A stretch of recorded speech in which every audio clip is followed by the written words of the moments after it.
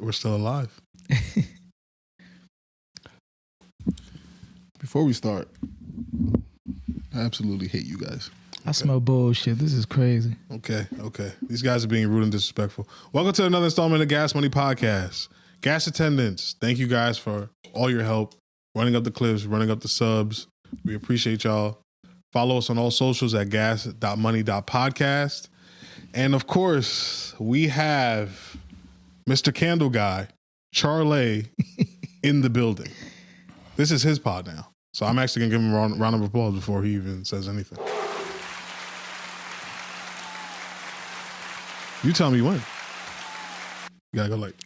I didn't. Oh, you wanted to keep going? Oh, my fault. Yeah, man. Let me set the mood. Can I set the mood for the gas attendants a little bit? Go ahead. You know, you can't have. All right, anyway. To my far left or right, whichever you go. I'm used to passing a blunt to the left hand. You know what I'm saying? I didn't even know you smoke. Used to. Mike says in the building. I gotta give him. You gotta give him some. What up? The drum. Cut it. So, Damn. I mean, we're the Charlettes. Yeah, you're right. Charlie and the Charlettes. You like the aroma? You like it? Yeah. I mean, we already have a candle going. Right. I can't. We do. I just lit one. Gotcha. No problem.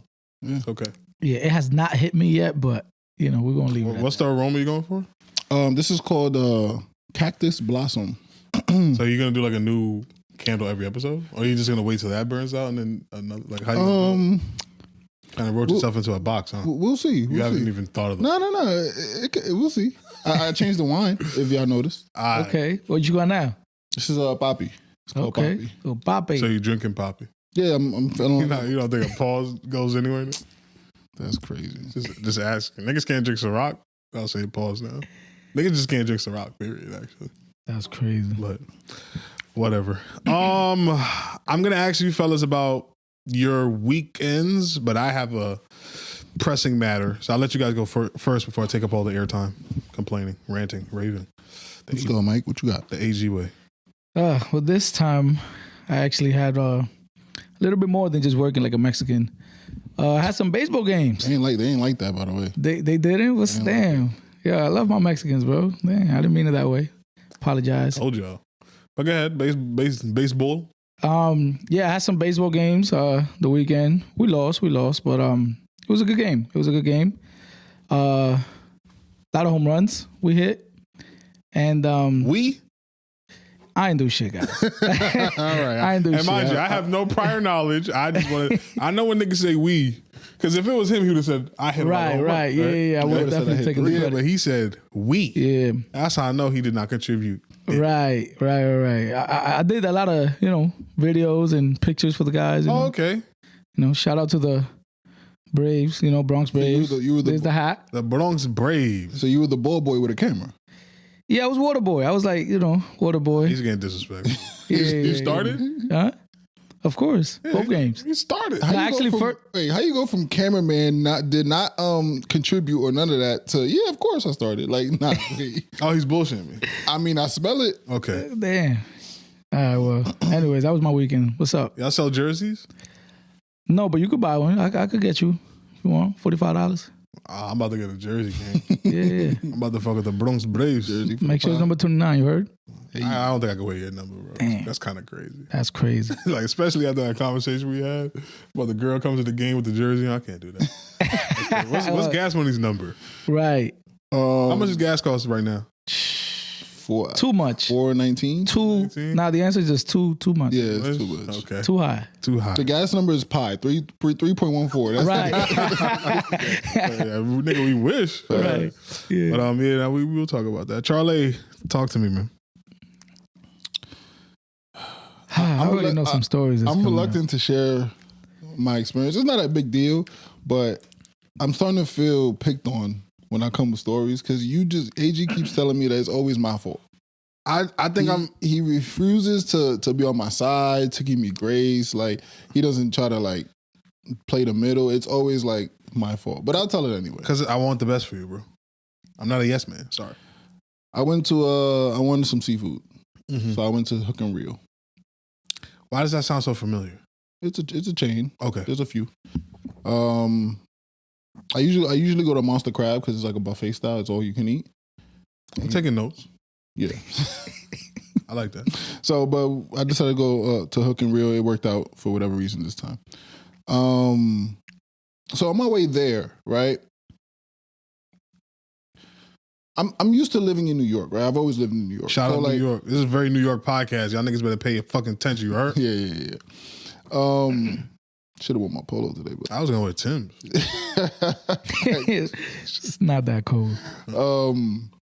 I didn't check what time the restaurant closed. So I aimed to get there at 9, ended up getting there like 9:15, 9:20, but when I checked on the way there, it closed at 10. Ooh. Right? Which is not bad because the last seating is at 9:45. Yeah, but you don't want to be the nigga eating the last shit in there. I thought it was gonna be packed because it was a weekend. So I thought it was kind of dead in there, one. And two, I don't mind being like, not the last, but you know, where it's like not too many people in there. So I don't mind that. But what I didn't like is that when I got there and we were maybe 20 minutes into the the situation, we hadn't even got our food yet. They brought the bill. Nah. They didn't. First, they rushed us because the bar closed at 9:45. So we had to order 2 drinks at one time because the bar is closing at 9:45. Fine. Then when my drink comes out, I'm still sipping on the first drink. The music turns off. Oh, so now you hear everything. Oh no, I'm lying. That happened next. No, first the lights got brighter. Oh, They hit the lights on. they us. did the club shit. Yeah, they hit the club shit. So I'm like, Get out. I'm like, damn, like y'all couldn't sweep a little bit while we eat with the lights dimmed. All right, cool, whatever, fine. Or just waited, but cool. You was on a date? I was enjoying myself. You was by yourself? Nah. Okay. So Got you. so when we're eating whatever, I'm like, all right, they raised the lights. That was kind of whack. Maybe 10 minutes later, music's off. Like no music. Nah, Just like the clinking, the clanking. Right, I was about to clinking and say. clanking. Yeah, you hearing I was about to everything. say. I was about to say. They laughing in the bag. They like, you know what I'm saying? Like that cleaning crew, they chilling. The cook.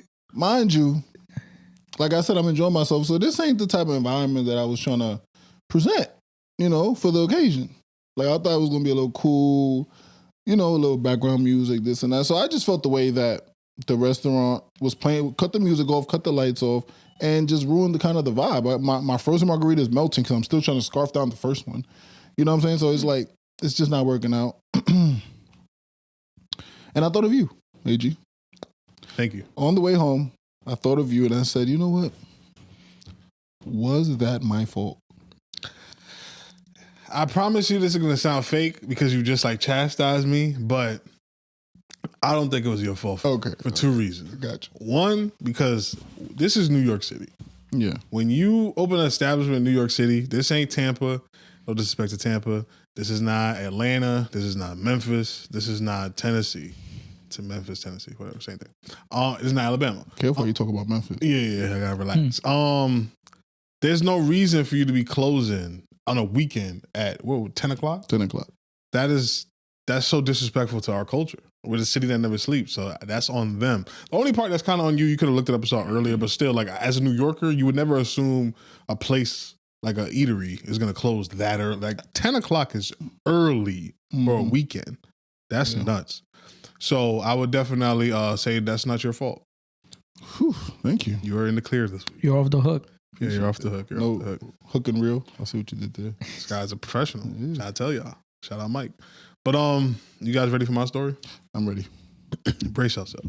It's a long one. This is how I brace myself. Yeah, go ahead. Take a drink. Oh, no, it's not that long. So I've been working, obviously, and I'm stationed right now in my old hood, Corona, East Elmhurst. Mostly Corona. Most of my jobs are in Corona. Word? Yeah, so I'm like having a nostalgia hit, right? So it's been like 3 days I've been working in this area. First day, the nostalgia hits me. I'm like, there's my old neighborhood. Feels great to be back. But I'm starting to see little changes. So there's a chimney truck that is a staple for me. Which one? It's not there anymore.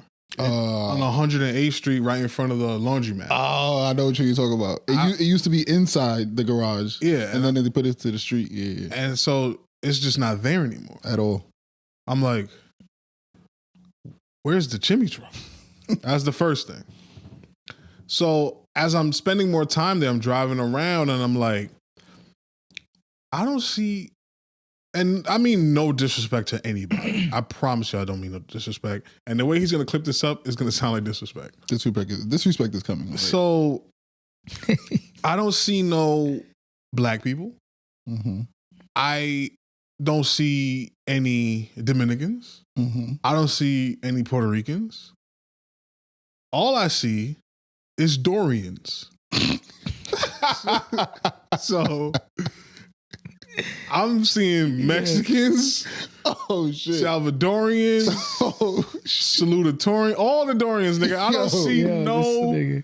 Yo, you are disrespectful. How is that disrespectful? Niggas said Dorians. I don't see none of my peoples. Where's mi gente? Where's the sac passe? Where's the what's going on? Homie? Yeah, what's popping, beloved? I don't see none of that. Mind you, this is the neighborhood I grew up in. So when I was in elementary school, there was already a limited amount of black people. I'm not gonna lie to you. So I used to get jumped in elementary school by y'all niggas, y'all Dominicans, and I have like a fake beef with Dominicans. I'm not gonna lie to you. I was about to say this explains a lot. Yeah, it does. So I have like a fake beef with y'all because when I was growing up, y'all never considered yourselves black. I'm not speaking about y'all specifically. Me no black. Yeah, it was a whole bunch of me no black. So, yeah, there was only a couple of black kids in my school, and I was getting bullied.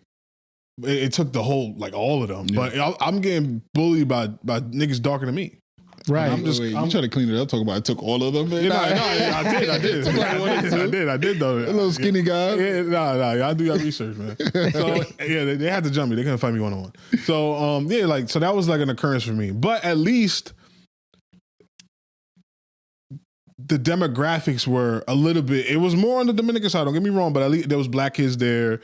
There was no white people. We had a mix. It was Asian kids, Puerto Ricans, Dominicans. So we had a mix. On my specific block though, it was mostly black people. So we had Black Americans, we had Jamaicans, we had everybody. There was 2 Mexicans homes, but majority of my block was mostly black people. So that's what I'm kind of used to. So for me, Northern Boulevard was like the border.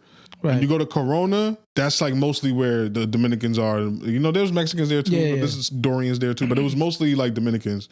And then on this side of the border, that's where it was darker. Right. That's how I'd break it down from my childhood. Right. But my block was very diverse. All the blocks are pretty much diverse. Corona is a diverse neighborhood. You go a couple of blocks forward, you get to Jackson Heights, and it's a whole nother demographic. It's so crazy. Yeah, so that part of Queens has always been very diverse to me. But the last few days, it's one people I see. And I'm just like, what the fuck is going on here? What they call it? The Dorians. That's what I call them. That's the title, by the way. And I mean that in the most respectful way possible. I know that it probably can't be respectful, but I mean the most respectful way possible. So it was just like so jarring to me. Like I'm used to like the only Dominican spots I saw were barbershops. You know them niggas don't go nowhere. Yeah, and they still had the Dominican deli that had the chinola with the Henny in it, if you know what you're doing. On the corner from where the truck used to be. Yeah, that same deli's still there. Damn, I was about to say, don't throw them out there. Yeah, I don't know. Shout them out. I don't know if you can go in there and still get it done. I don't know. I don't know. You still get it done. Yeah, I haven't been in the neighborhood. Shout out to them. Yeah, like, you know, this is where I grew up at. So, but they're the only, and then there's like a new Dominican spot that they do steak frites. They trying to be like. I haven't tried it. Yeah. But that line be jumping. Nah, but they got crazy hours though. They're not open during the day. Yeah, it's like it's a late night. 4 in the morning. Yeah, it's a late night spot. I haven't tried it either because while I'm working, they close. So I see that, but like the whole area, there's mad taquerias, but there's like 1,000 of them. Like I don't even know how they're making money because every other block is a taqueria. So it's like just watching the neighborhoods flip, and then I thought to myself when I was younger, and I was speaking to one of my OGs. He told me because he's like from there from the 70s, let's say. He said when he first lived in East Elmhurst, Corona area, it was just blacks and Italians. I was about to say Italians was... Yeah, and he got horror stories about how them niggas used to like, you know, y'all had to get down. Like, they don't want you in the neighborhood. Like, we just got here type shit. So, and then he said when he was growing up, some Jamaicans moved in.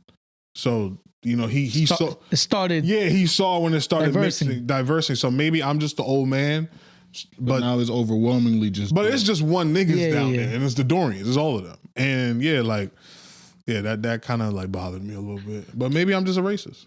I don't think so. No. But it's a lot. No, one more thing. I'm sorry. So one of my jobs, I was at a public school, like a elementary to, let's say, 8th grade school. I didn't see one black kid. Mm. I saw one Dominican or Puerto Ricanish family like getting picked up from the school out of like 700 people. Yeah. And I'm like, nah, son. It's real. Like, I really wanted to ask the teachers, but I knew I was going to be crazy. I'm in my work uniform. Right. It would have been crazy for me to stop a teacher and be like, yo, how many black kids y'all got in this school? Yeah. Like, but it's mind-blowing to me because I'm like, I grew up here and we had everybody. Ironically, the only people we didn't have was white people. There was no white. I didn't meet a white person until I went to middle school. Yeah, me too. Yeah. That was the first time I interacted with and white people. it was a handful. And it wasn't even that many. And again, they weren't even American white. They were like Polish or something like that. Like a white American person I probably didn't meet until I was in high school. That's actually very true. I met white people from Greece and Poland in middle school. Until I went to high school is when I met my first actual white American person. Mm-hmm. Because we live in New York, so diverse. But right. Yeah, that was my no disrespect to the Dorians out there, but and your first white girl. Where? High school. How'd you know that? You was there? Yeah, I know you dabble in the milk. You like some good milk. I like all women, even the Dorians. You like all milk. I like all women. Right. Don't do that. But yeah. That was my experience. It's real, bro. And you still live out there? Yeah, I still live out there. Okay. So I've seen it change. I tell people, and oh, it's safer now though. I would say that because my block. I don't know how y'all blocks were, but my block there was crack. Like we had dangerous crackheads. So we had the type of crackheads that you lived in the Hearst. Yeah. Okay. But I lived up top. Like I lived on 101st Street. So right by Northern. Like Northern was like my borderline street. I didn't live that far down. But my block was like the drug block. That's where niggas was selling, dealing. I'll give y'all a funny story. I probably told it mad times in this podcast. My pops was cool with all the drug dealers. So one of the drug dealers came up to me one time, right? He was dead ass serious, dude. Like dead serious. Like heart attack serious. He was like, yo. I never heard of that. Heart attack serious. He was like, yo, the best head you ever gonna get in your life is from one of these bitches out here. He was talking about the crackheads, of course. I was just like, this is me like 13 years old. I was like, oh yeah. You know what? I was gonna say he's not wrong. I don't know if he's wrong or right, but I've heard that sentiment from a lot of like people who's outside. Who's outside? Yeah. He said, yo, because I'm young, so he's like trying to put me on the game in his mind. But he was like, he wasn't joking. Like he was dead ass. Like basically like, yo, pick one out. Putting you on game. Yeah, like, whenever you're ready, like let us know. Like we got you. But how disappointing it is that you don't even like head now. Maybe it's because of that. That's crazy. I didn't finish that story. But one thing I did notice though, at least I'm there during the day, so I don't know what it looks like at night. I saw one crackhead as opposed to there used to be crackheads everywhere when I was around that area. I didn't see no crackheads, so it felt safer. Yeah, it's overwhelming. Especially my block. I live close to the train. So the taco trucks, the everything's over. Nah, they took over. Yeah, it's crazy. There's four Dorian restaurants around the corner from my block. How do they? I'm not counting the taco trucks. Yeah, just the standalone brick and mortar spots. How do they make money? How do you choose which one to go to? I'm telling you, it's just so many of them. To be honest, there's a lot of people that no, maybe it's just that. There's just so many of them. Yeah. And we sound like Trump supporters OD right now. I ain't gonna lie. When I was round them up. Yeah, we only had one. We only had one Mexican spot. It was Tosingo. That was the only one we had on Northern. Yeah, you're right. I know about that spot. That was the only one we had. Tosingo. That's crazy. Now there's too many of them, man. But shout them out though. They're good people. You know, they're keeping the neighborhood safe. Yeah. But shout them out. Yeah. So I think that's a great and okay. I don't know if they're keeping the neighborhood safe though. Like they're still. Well, tell me, nigga, how you feel. With that has come a lot of Salvadorian gangs, MS-13s. Like, I definitely see some MS-13 tags. There's a lot going on. So just literally today, 1 block away from my house, 2 mopeds pulled up on this kid and robbed him for his Denim Tears sweatshirt. Niggas is stealing those? 2 p.m. Told him run it on camera. Wow. So maybe I'm wrong. Maybe just look safer. It definitely looks safer. I don't see the crackhead. Probably don't have like people like outside, like Yeah, I don't see a lot of that. Yeah, there's no niggas like 50 niggas standing at the corner store. Yeah. It's like 3. Right. But then again, I think I'm there during the day. I think in general, right? I think like even all over. I mean, I be driving around Brooklyn everywhere, and I think that thing also kind of died. Like people don't really like rep the block no more. Like, okay, to my that's fair. But yeah, it's definitely like it looks safer. Okay. Well, ask the people who killed that 3-year-old. I mean that 1-year-old. Yeah, that's true. But anything can happen in a New York minute. But yeah, so speaking about my great city, our great city, because we all New Yorkers, proud and true. I don't know if you guys saw this, but on Twitter, there was this gigantic debate, at least in my timeline, about Polo, the brand.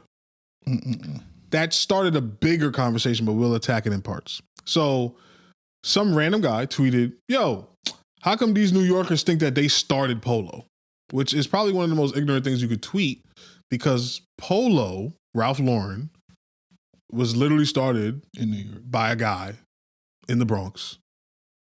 He started the brand. It's a white dude from the Bronx. Yeah. So it's from the Bronx. Like, we can just start there, just like hip hop, but we can start there. It's from the Bronx. So even if you want to say that y'all wore it the best, y'all did this the best, it started in the Bronx. Period. Yeah. Then, I don't know if y'all know about this crew, but this was like when we was babies though. Like the late 90s, mid 90s, there was a crew of boosters. For y'all that don't know what boosters are, those are niggas that steal, sometimes off a truck, sometimes they go into Macy's and steal shit, and they bring it back to the hood and they sell it for a better price. You was making a killing. Yeah, boosters. There was a group of boosters called Low Lifes. Get it? Polo Life. Gotcha. Yeah, and people say that Fab, the rapper Fabulous, he was part of that crew, but there's no confirmation. They were the boosters literally for Polo. They had they were literally called Low Lives after Polo, and that's just one crew. Could you imagine, like, if you go to any New York City public school at the time, early 2000s, late 90s, you have to have Polo. Like, that was like, you go, if you couldn't afford it from Macy's, you go to Marshall's. Right. Marshall's got the Polo in there too. Yeah. So it's like, the stitching might be a little off at the Marshalls. but it's Polo. It's Polo. Then you got the rugby, the big shirt. So niggas is trying to say that Chief Keef started Polo. Come on. And then niggas is trying to say Young Dro started Polo.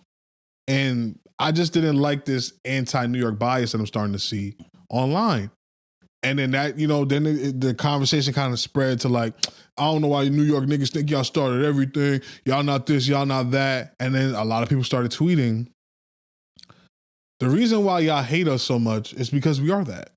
Like, we are the fashion capital of, maybe not the world, but we are one of them. I think we're the only fashion capital in America, because the other one is... And we are the fashion capital of the world. It might be, yeah. The other one I know, UK and France, they're fashion capitals, but I think New York is it. And I don't even want to sound cocky, but it's more like France and Paris, but yeah. Yeah, Paris, France. Yeah. I'm bugging. Yeah. No, I think the UK, they're a fashion capital too. That's, Burberry's from there. Yeah. But I just don't. The only argument that I could see, it's not. I still don't rock with it, but it's the only argument I could see is Kanye. That's that argument for one shirt. The pink polo, that's the only thing we know. Well, no, because people didn't just start rocking just pink polo. No, but I'm saying, like, if you're going to attribute anything to Kanye, it's always the pink polo. That's what you hear. Yeah. You don't hear, like, oh, yeah, he had a rugby. He had Ralph Lauren denim supply. And if I really want to reach, I could say he got the pink idea from Cam. Exactly. So that's New York regardless. So it's like, we are the fashion center. Like, the denim tier shit, that's New York. Telfair bags, that nigga's from Left Rack. Brooklyn. He's from Left Rack. Okay. Yeah. He's from Brooklyn. Yeah, he's from Left Rack. Yeah, so it's like, I don't think y'all get it, and it actually restored more pride in me from being from here, because it's like, yo, next episode I'm wearing my rugby, man. Yeah, I think we should back out the old school. I still got rugbies in the tuck. Yeah, I don't know if mine fits though. But, it's been a while. Yeah, you're 2X now. It's been I'm not. Everything I got is extra. You try to tell you that? Yeah, that's crazy. That niggas is crazy. But yeah, shout out New York, man. It just gave me a lot of pride to hear people, shitting on us, because that's all they do online. If you really pay attention, there's always subtle digs at us. We're the main characters of the world, pretty much. 111 for the haters, man. Yeah, I think it's this one. Yeah. Y'all deserve that. But how was y'all growing up, like, with the polo stuff, like in school and stuff like that?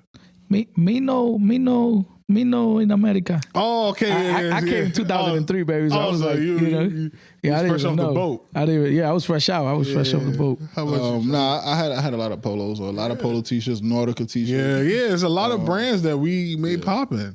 I made sure it was not USPA. Yeah, couldn't rock USPA. Can't rock the USPA. Yeah, can't rock the USPA. But yeah, polo. If I ever go to Marshalls or Macy's, I still grab a fresh polo. Just the white for the summer. You know, you get the white tees. You get Do it for the love. You get the wife beaters. Like they come in flavors. The boxes is popping. I don't got money like that. What you mean? You get the wife beater polos? Yeah.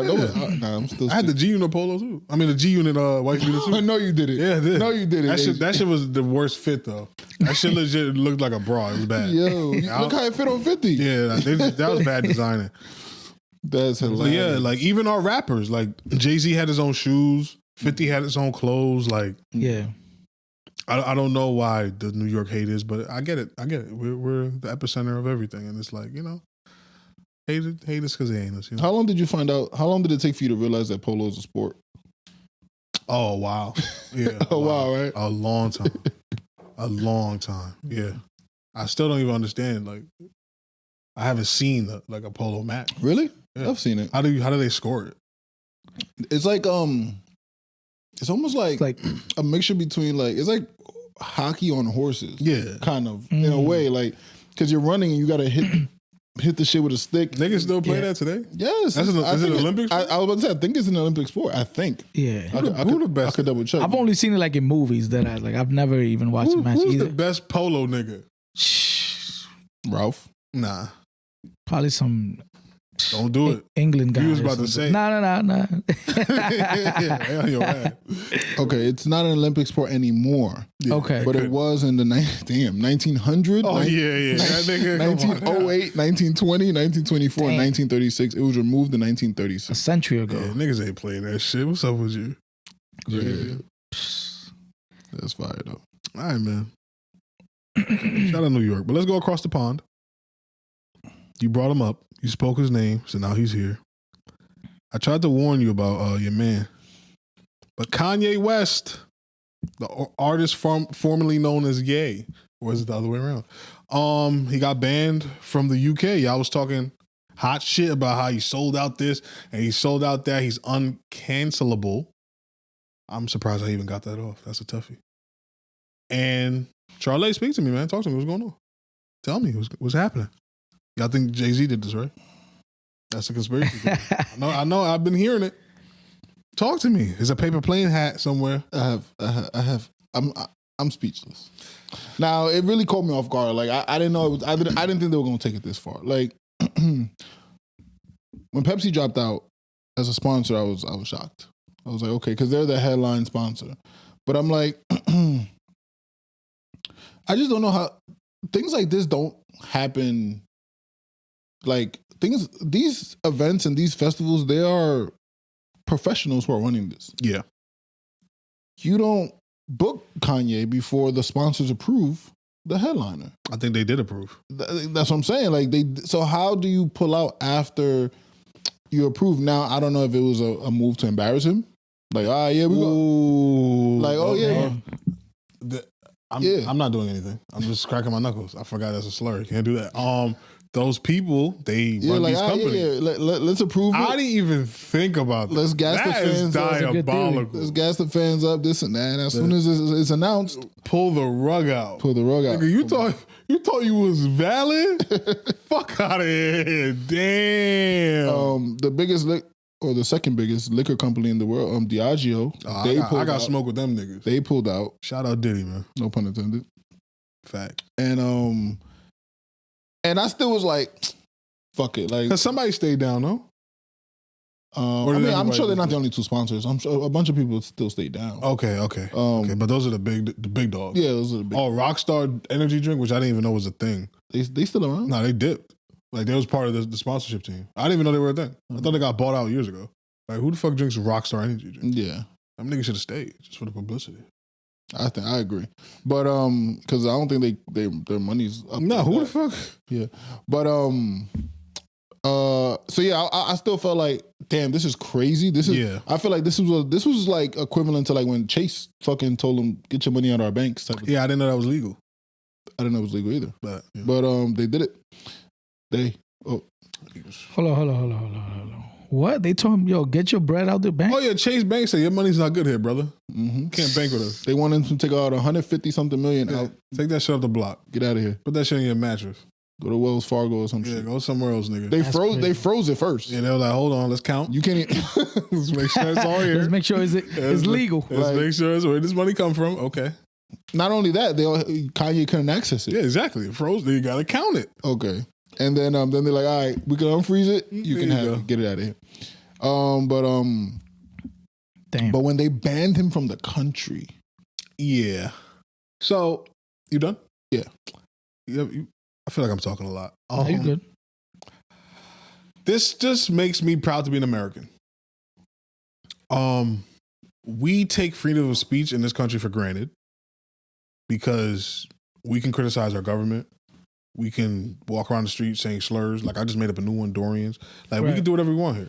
And we forget that the world is not America. I think we're the only country that has true freedom of speech. I think Canada has freedom of expression. I think the UK might have a similar thing, but freedom of speech is an American idea. Yeah. And Kanye found out the hard way. I don't agree with it because I'm an American. I don't agree with 99% of the shit Kanye said. He didn't just piss off Jewish people. He pissed off black people a lot. He pissed me off specifically. Yeah. He's let down his fans. He's let me down. Who am I? It doesn't really matter. But it's not just the Jewish community that he pissed off. And still, I think he should be able to perform. He provides a good in the service. And the people that want to, support that should be able to do so. For the whole country to ban him, and then like the terms was like he has to come and like speak to the prime minister and something, and then maybe they'll consider it next year. Like this is a lot of money you losing. crazy. You know what I'm saying? I'm sure he's gonna get double 8 digits for that concert. Yeah, but now it's like who does it? Because these people talk. Like, is he gonna be? If I'm him, I go back home. I go back to Chicago. I sell out Ringley. That's their stadium. I'm just making this up. Yeah. You know who does it? The Petty King. Who? Talk to me. Drake. Drizzy? Does what? I think I could see him doing that to shit on Ye. Oh, like you think he is? I'm saying they got the bag. The slot is open. Oh, like he's gonna perform in the spot. Well, I think he's performing at the World Cup this year, so I don't think he's actually going to do it. But I think if he could send Party next door, you send one of his little niggas to do it. Nah. You can do an OVO fest without Drake. Nah, you need bigger feet. Yeah, I feel you. And Kendrick's not going to do it. No, but it's just so crazy to me how there's freedom of speech, but there's repercussions for your actions as well. Right. So you can talk all the shit you want, but these are the repercussions. I think it's whack. I think they should just let him perform. Let the people dictate. Yeah. Let niggas just don't show up. Don't buy tickets. Yeah. Let people. If it don't sell enough tickets, they'll cancel the show. Yeah. But we know that's not gonna happen. So I guess I don't know. I didn't even think about that. This was a pow. Like they all got together. Like we gonna show this nigga that he's not untouchable. And then when he had this amazing 2 shows, his album was decent. People are didn't it go number 1? Yeah, I mean of course, but because it's Ye. But it was actually not terrible. Yeah. I still haven't listened. So he's on. They caught him right on the high. Like, damn, they having this whole Jay-Z and Kanye, who's gonna have the best concert this year? Yeah. And then they just said, and I think that was good for the culture, honestly. Yeah, having both of them, their legacy acts at this point. They're big. They're that's crazy, man. But I'm surprised, but I'm not surprised. Like I'm shocked that it happened, but it makes sense when you do the math. Like they were just like, this nigga, like he made a song called Heil Hitler. Like, he made a song called Heil Hitler? Yeah. I thought he was just on that. No, there's a song. Oh, see, I was. Nah, there's a whole song, bro. Oh, that's crazy. That's worse than Heaven Sent. Yeah, but it's Kanye. That's the thing. Like my man La Russell, you're just not good enough. That's pretty much what it is. No disrespect, but here we go. No disrespect. No, I don't. I'm not. He's a creative. I don't want to shit on the creative, but Dorian's, you're not good enough. when you get good enough, you can. I don't think we're good enough yet. We're gonna get there. I got a candle. Speak for you. Once you get a candle on set, it's different. But yeah, man, shout out Ye. How does he rebound from this? Does this just make him bigger? I was just, I think it creates a stronger divide. Well, no, I think it's not gonna work in their favor. Like, I think most people feel how we feel, where it's like, yeah, he did a lot, but he apologized to everyone. He said he was going through mental health. We can tell he's been going through mental health. Like he's not all there. He's never really been all there. But I don't like that as a crutch. What I'm saying is that most of the world, well, I don't know the world. I just think he's just good enough. Like his music is so good, it doesn't matter. Like we want to hear Kanye. Well, but I'm saying, I thought you were asking like, what does he do to replace this? You know, like what's his next move? Because what if this is a domino effect? Nah, because Pepsi could pull out because it's one show. Yeah. I don't think Pepsi pulling out of a stadium tour. Okay. That's going to gross 300 million. You know what I'm saying? Like, then again, I don't know, but I just don't think that they will do that. One, because the money. Two, Live Nation. Like, a lot of these other people are going to be like, whoa, hold up. Like, y'all signed off on this. Y'all was cool with this. Like, what we doing? Like, y'all playing this game. Like, y'all in y'all feelings. Like, y'all mixing feelings with business. And it's like, that's not good business. Okay. But I don't know what his next move is. I mean, I think he just continued because he did a show in Mexico that was crazy. Yeah. See, another 60,000. He could just say fuck the UK. The UK and just rock on North America. I do think this, like, you know, like it becomes like a bigger drag. Like things like this becomes like a dragon that you got to slay, right? And it's like whatever he does, that whenever he bounce back, because I do feel like he's gonna bounce back. Like this just, it doesn't make him bigger, but it kind of creates like a spring effect where it's like, you know, and people are gonna respond to it. People gonna, you know, I like that. So, you know, it's messed up though. Yeah, because it's true. Like they're smushing him. They're trying to smush him. Yeah. But you know he's volatile. We know he's a diamond. He's built with pressure. He's gonna shine. Y'all doing a good service with the man. Good job. Yeah, but then again, if you are Jewish, if your family is from the UK or Germany, whatever the case is, if your family did go through the Holocaust, you know what I'm saying? Like it's a lot. Think about if Morgan Wallen said everything Kanye said. Well, not everything he said, but something just as bad as what Kanye said in terms of slavery. Yeah. Right. Or like they made a song about 9/11, for example. Yeah. And, you know, for example. And they say we were in control, like Jewish people aren't in a lot of these things. We would shit on him too. Like, nah, you're not performing here, you're not performing here. We pull it rug on you, fuck you. You know what I'm saying? Yeah, that's a fact. So I could see it from the other angle. Yeah, because remember, the UK, they, like, you know, there's a history lesson, but they were bombed by Germany badly. They lost a lot of soldiers. Yeah. America did too, but nothing happened here. Like, Germany didn't bomb us. Right. So the UK literally has like blood in the game, skin in the game, and then you make a song called Heil Hitler, the guy that we lost people fighting. Like, come on, son. Yeah. Like, look what Chris Brown had to go through for what he did. Yeah. That's a so good, imagine. Good segue.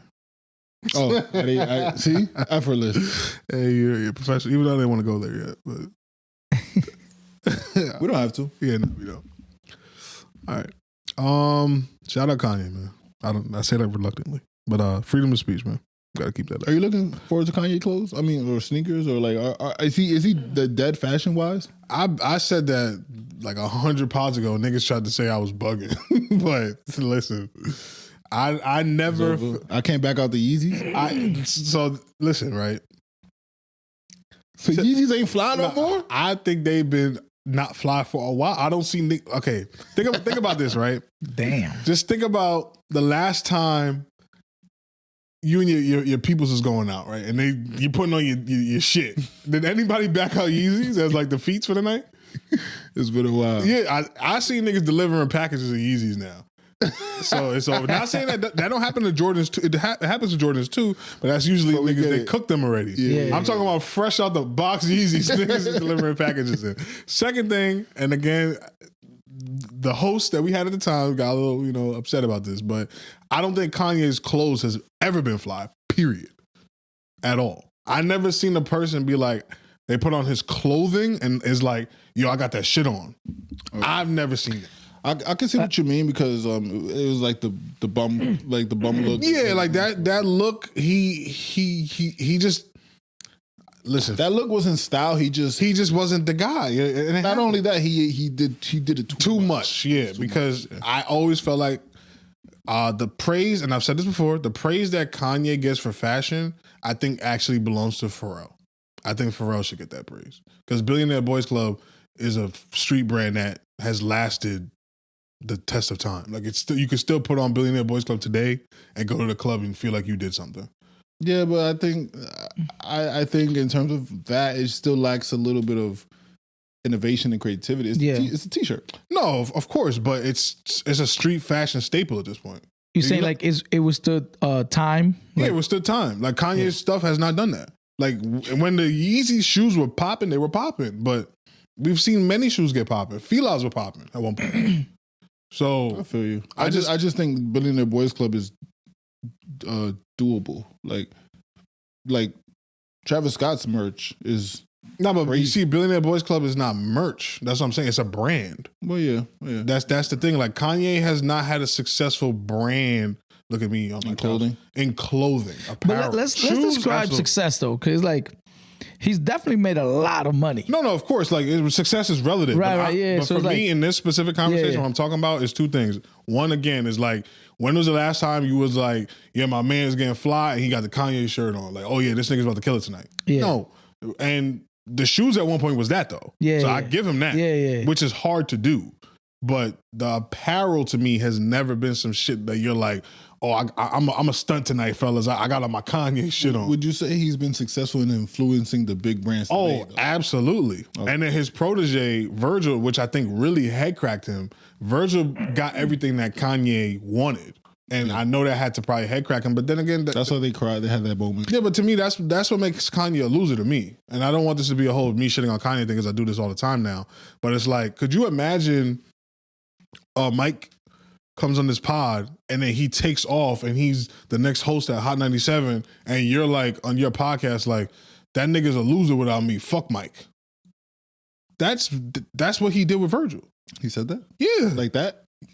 I'm paraphrasing, but he disparaged his name, and it was weird. It was corny because Kanye never got accepted the way he wanted to by the fashion world, and I can understand being jaded. See, but it's his. You're right because his delivery. Because it was but you can't say fuck Virgil though. That's fucking crazy. Yeah, you can't. But like I'm from New York. Like niggas don't move. You can't. And you also can't say slavery was a choice. And you also can't say Beyonce had the best video. Like at that. Like you can't say that. But in all three of those instances, he's right. You know, not about the Virgil thing. I just think Virgil's more talented. Well, he didn't mean fuck Virgil. No, I don't fuck with Virgil. He meant but he said fuck Virgil. Like fuck this Virgil. Is after Virgil was dead, by the way.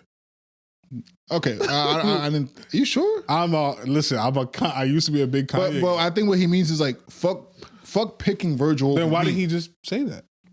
But that's what I'm saying about this is my problem with Kanye. But that's what I'm saying about his delivery. Nah, fuck that. Y'all gotta stop babying this nigga. Like he's a grown ass man. If he wanted to say fuck the fashion houses, which he has done several times, why did he have to say fuck Virgil?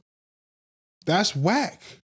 I'm sorry. I agree with you. I agree with you. I just again, I used to, I say this a million times. I used to feel like me and Kanye was like kindred spirits. Like we were very similar human beings. And then he started doing the lamest shit I've ever seen. And I'm like, oh, this dude is whack. But he still makes great music. This is how I see Kanye sometimes, like when he talks. And, it's kind of like, I get him, and I also get the people not understanding him. It's kind of like, imagine like, you ever seen those videos, those like geniuses, right? Like 2008, like it emerges now, right? Yeah. Like, yo, like I've been told you about Bitcoin or whatever this and that. And like when they said it, probably like they sounded crazy. Like it sounded crazy, or like maybe they said it in a way like, yo, just put money here, and like it was just like weird. Yeah, of course. And it doesn't take away from him being right, but it's just at the time, So I feel like it does sometimes goes into the delivery. Though I get you when you say like, you gotta clear it up. I hear what you're saying, dog. But there's no way that your dead protege, who you called family and friends, the word "fuck that dude" should ever come out of your mouth. Yeah, that's I agree with because that. the industry chose him. You said he. I agree with that. You said he head cracked him, right? In the sense of he accomplished all the things that Kanye himself wanted to accomplish. Well, the tweet that Kanye said was, he said, "Fuck Virgil and any of these other niggas that work for me, then use me and went against me." So that's what he. Like there was something in there. Yeah, I don't know if he feels like Virgil took his shit or whatever the case is. Well, again, from the context that I'm speaking on, I don't think those were, unless Virgil did something foul, I don't understand, because nothing came out like, oh, Virgil went behind Kanye's back and told them not to work with Kanye. None of that came out. And this is my problem with Kanye fans, is that, not saying specifically you, but it's like niggas are gonna make excuses for him doing snake shit. Like, let me use the Jay-Z Dame example. If Dame feels like Jay snaked him, I can understand that. Just give us the reasons. Like, oh, nah, Jay went behind my back and did this. Jay went behind my back and did that. Yeah, then he snaked you, and I'll admit to that. But what did Virgil do to Kanye besides he made a brand, Ben Trill, that was okay. Then he made Off-White, that is still here today. And then he got chose by Louis Vuitton. Well, before that, he did Pyrex. Pyrex was even before Ben Trill. You're correct. Mm-hmm. So it's like he did the work. It wasn't like he just showed up one day and they were like, oh, we like Kanye's designs, but we don't fuck with him, so let's take Kanye's little mans and make Kanye mad. And even if that was the case, why is your beef with Virgil? You know what's the thing? I think Kanye feels like Virgil should have said no. So you want to block your man's blessing? If Mike tomorrow ends up on fucking Hot 97, do I think that we should be there before Mike because we put in the work? Maybe, but I'm not going to say fuck Mike. Right. Yeah, I understand. But if me and Mike, if Mike knows, and I know Mike knows that they're picking Mike to spite me. You're going to tell him not to get the bag? What I'm saying is I can see how somebody may expect Mike to, if I'm Kanye West, okay, I may feel like, yo, fuck that. You could be bigger with me. I'm Kanye West. I'm not just Charlie from. So then Mike's response, not to speak for you, is like, I hear you, Charlie, but how many views is your pod getting? That's Hot 97, bro. I got to take this look. Even if it's bullshit, I will never get this look again. You're right. You're right. I think Kanye West felt like defending this. No, because I'm saying in Kanye's brain, he felt like he could be bigger than Louis Vuitton. And he would be wrong. Like, this is the problem. Like, he would be wrong. Give me the reason. I don't think he would be wrong. Well, he would be wrong in his lifetime because it would take past his lifetime to be bigger than Louis Vuitton. But no, we're talking about just in fashion. I think that if his personality wasn't, he's Dame. So if his personality was more like Jay, he could be as big as Louis Vuitton, maybe post-death. I don't think so, dog. But that's just me. I don't think Kanye has made any apparel that could, like, it just didn't look good. Like, it just didn't. And then Kanye's whole thing was now he wants it to be affordable, which is a respectable thing. Make this shit $15, but then you kind of took yourself out the game. You can't compete with Louis Vuitton with $15 shirts. Yeah. Like, now you're just you're doing that thing where it's like, oh, I didn't want to play in the NBA. I'm gonna start my old league. I wanted to be the best. I wanted to be the best player at Rucker Park. I never wanted to go to the NBA. When you've been screaming you wanted to go to the NBA for 10 years. Yeah. Like, come on, bro. Like, I see through the bullshit. And again, it's because I really thought Kanye was a like-minded individual. Like, the whole, like, I think I'm better than everybody. I think I'm the best. Like, the delusion. I have that same delusion, but I'm not faking it. I found out that this dude is faking that, and now he's gonna lay back on, oh, it's mental health, or it's this, it's that. He might have mental health problems, and that's unfortunate for him, but then we can't just allow him to live on that, oh, it's mental health, because we just did the same thing with the Tourette's guy. Like, why you got Tourette's here in this moment when these two black men are winning an award? Like, take your Tourette's outside. Like, don't ruin their moment. It's the same thing. Like, nah, I'm not going to let you just live on this, oh, I have mental health, so I'm allowed to say inflammatory things about Jay-Z and his kids and Virgil who died. Like, fuck them. Like, oh, nah, I'm Kanye, so I'm allowed to do that. Come on, bro. I do understand the Tourette's thing happening at that moment. I do think he should apologize, but that's not how Tourette's work. Like, no, he should have just never been there, or like you're saying, or apologize. He knew he had Tourette's before he got there, correct? And everybody yeah. So it's like, but again, I I just don't want to seem like I'm picking on Kanye. I even swore that I was never going to talk about this dude again, but he's been in the news, which bravo to him. And I'm even on his side with the UK thing. I think the UK is bugging. Kanye in the news cycle is like a Drake. Yeah, but like, you have to talk about it. I don't think I do, but I do. Yeah. I think the thing with Kanye is that in closing, he just really let me down, bro. And this is how I feel about him. Yeah, I think these people with power and whatever, like they want people that they could control, and I think that's where Kanye could be a threat to them. Yeah, because he is can't really control. It's hard to control him. It's like the movie Troy, right? Brad Pitt, right? Like the Kings didn't like Brad because Brad would inspired loyalty from his soldier. He's like, yo, I'm the king. This guy's on the wrong pod. I gotta get you on real talk. Like, bro, like this guy, he's nice and he's probably the best soldier I got, but I'm the king. I feed you. I give you a sword. I whatever the fuck. Yeah. And it's like kings don't like when, they have a Brad Pitt over here saying like, I'm fighting today, or I feel like this, or like being disobedient to the king. Yeah. That's how, normally. They want somebody who's going to kiss the ring. Yeah. And Kanye is definitely, at least that's what I thought he was. And I think he tried to kiss the ring and they were just like, nah, bro, we want Virgil. Yeah. Like that's how I feel about it. And because he was like, remember when he was on what's that dude's name, bro? All the Drake be going to all the time, the interviewer. All the time? Yeah, like every time they drop in like big albums, they go to this white dude. What's his name, bro? Not Zane Lowe. Yeah, Zane Lowe. Okay. It was the Kanye Zane Lowe interview, and he was just going in about how he's going to be the next, and he just kept naming white dudes, like a whole bunch of, I'm going to be the next Disney and blah, blah, blah, blah, blah. And I'm just like, yo, bro. And then he started this whole, I'm the richest black man ever, or in America. And it was like a laundry list of black dudes that are richer than him. And it's just like, what are you doing, dog? Like, it was just so weird. I'm just like, you're begging these people. You already have the culture. Well, real quick, like, yeah, go ahead. Not on some anti-black shit because I fuck, but it's like, what black person will he name on Disney level? No, he just wasn't the richest black person, and then he could. Oh, that part. But I'm saying when he say I'm gonna be the next, you kind of got to name white people if you're talking about like a crazy level. Nah, because Oprah has her own network. Yeah, but Oprah ain't Disney. Oprah is a billionaire. Oprah was richer than Kanye. Okay, so it's Tiger Woods, but he's not talking about money. Well, no, but Oprah has her own network. You know what I'm saying? Like if you're talking about influence, that's that level.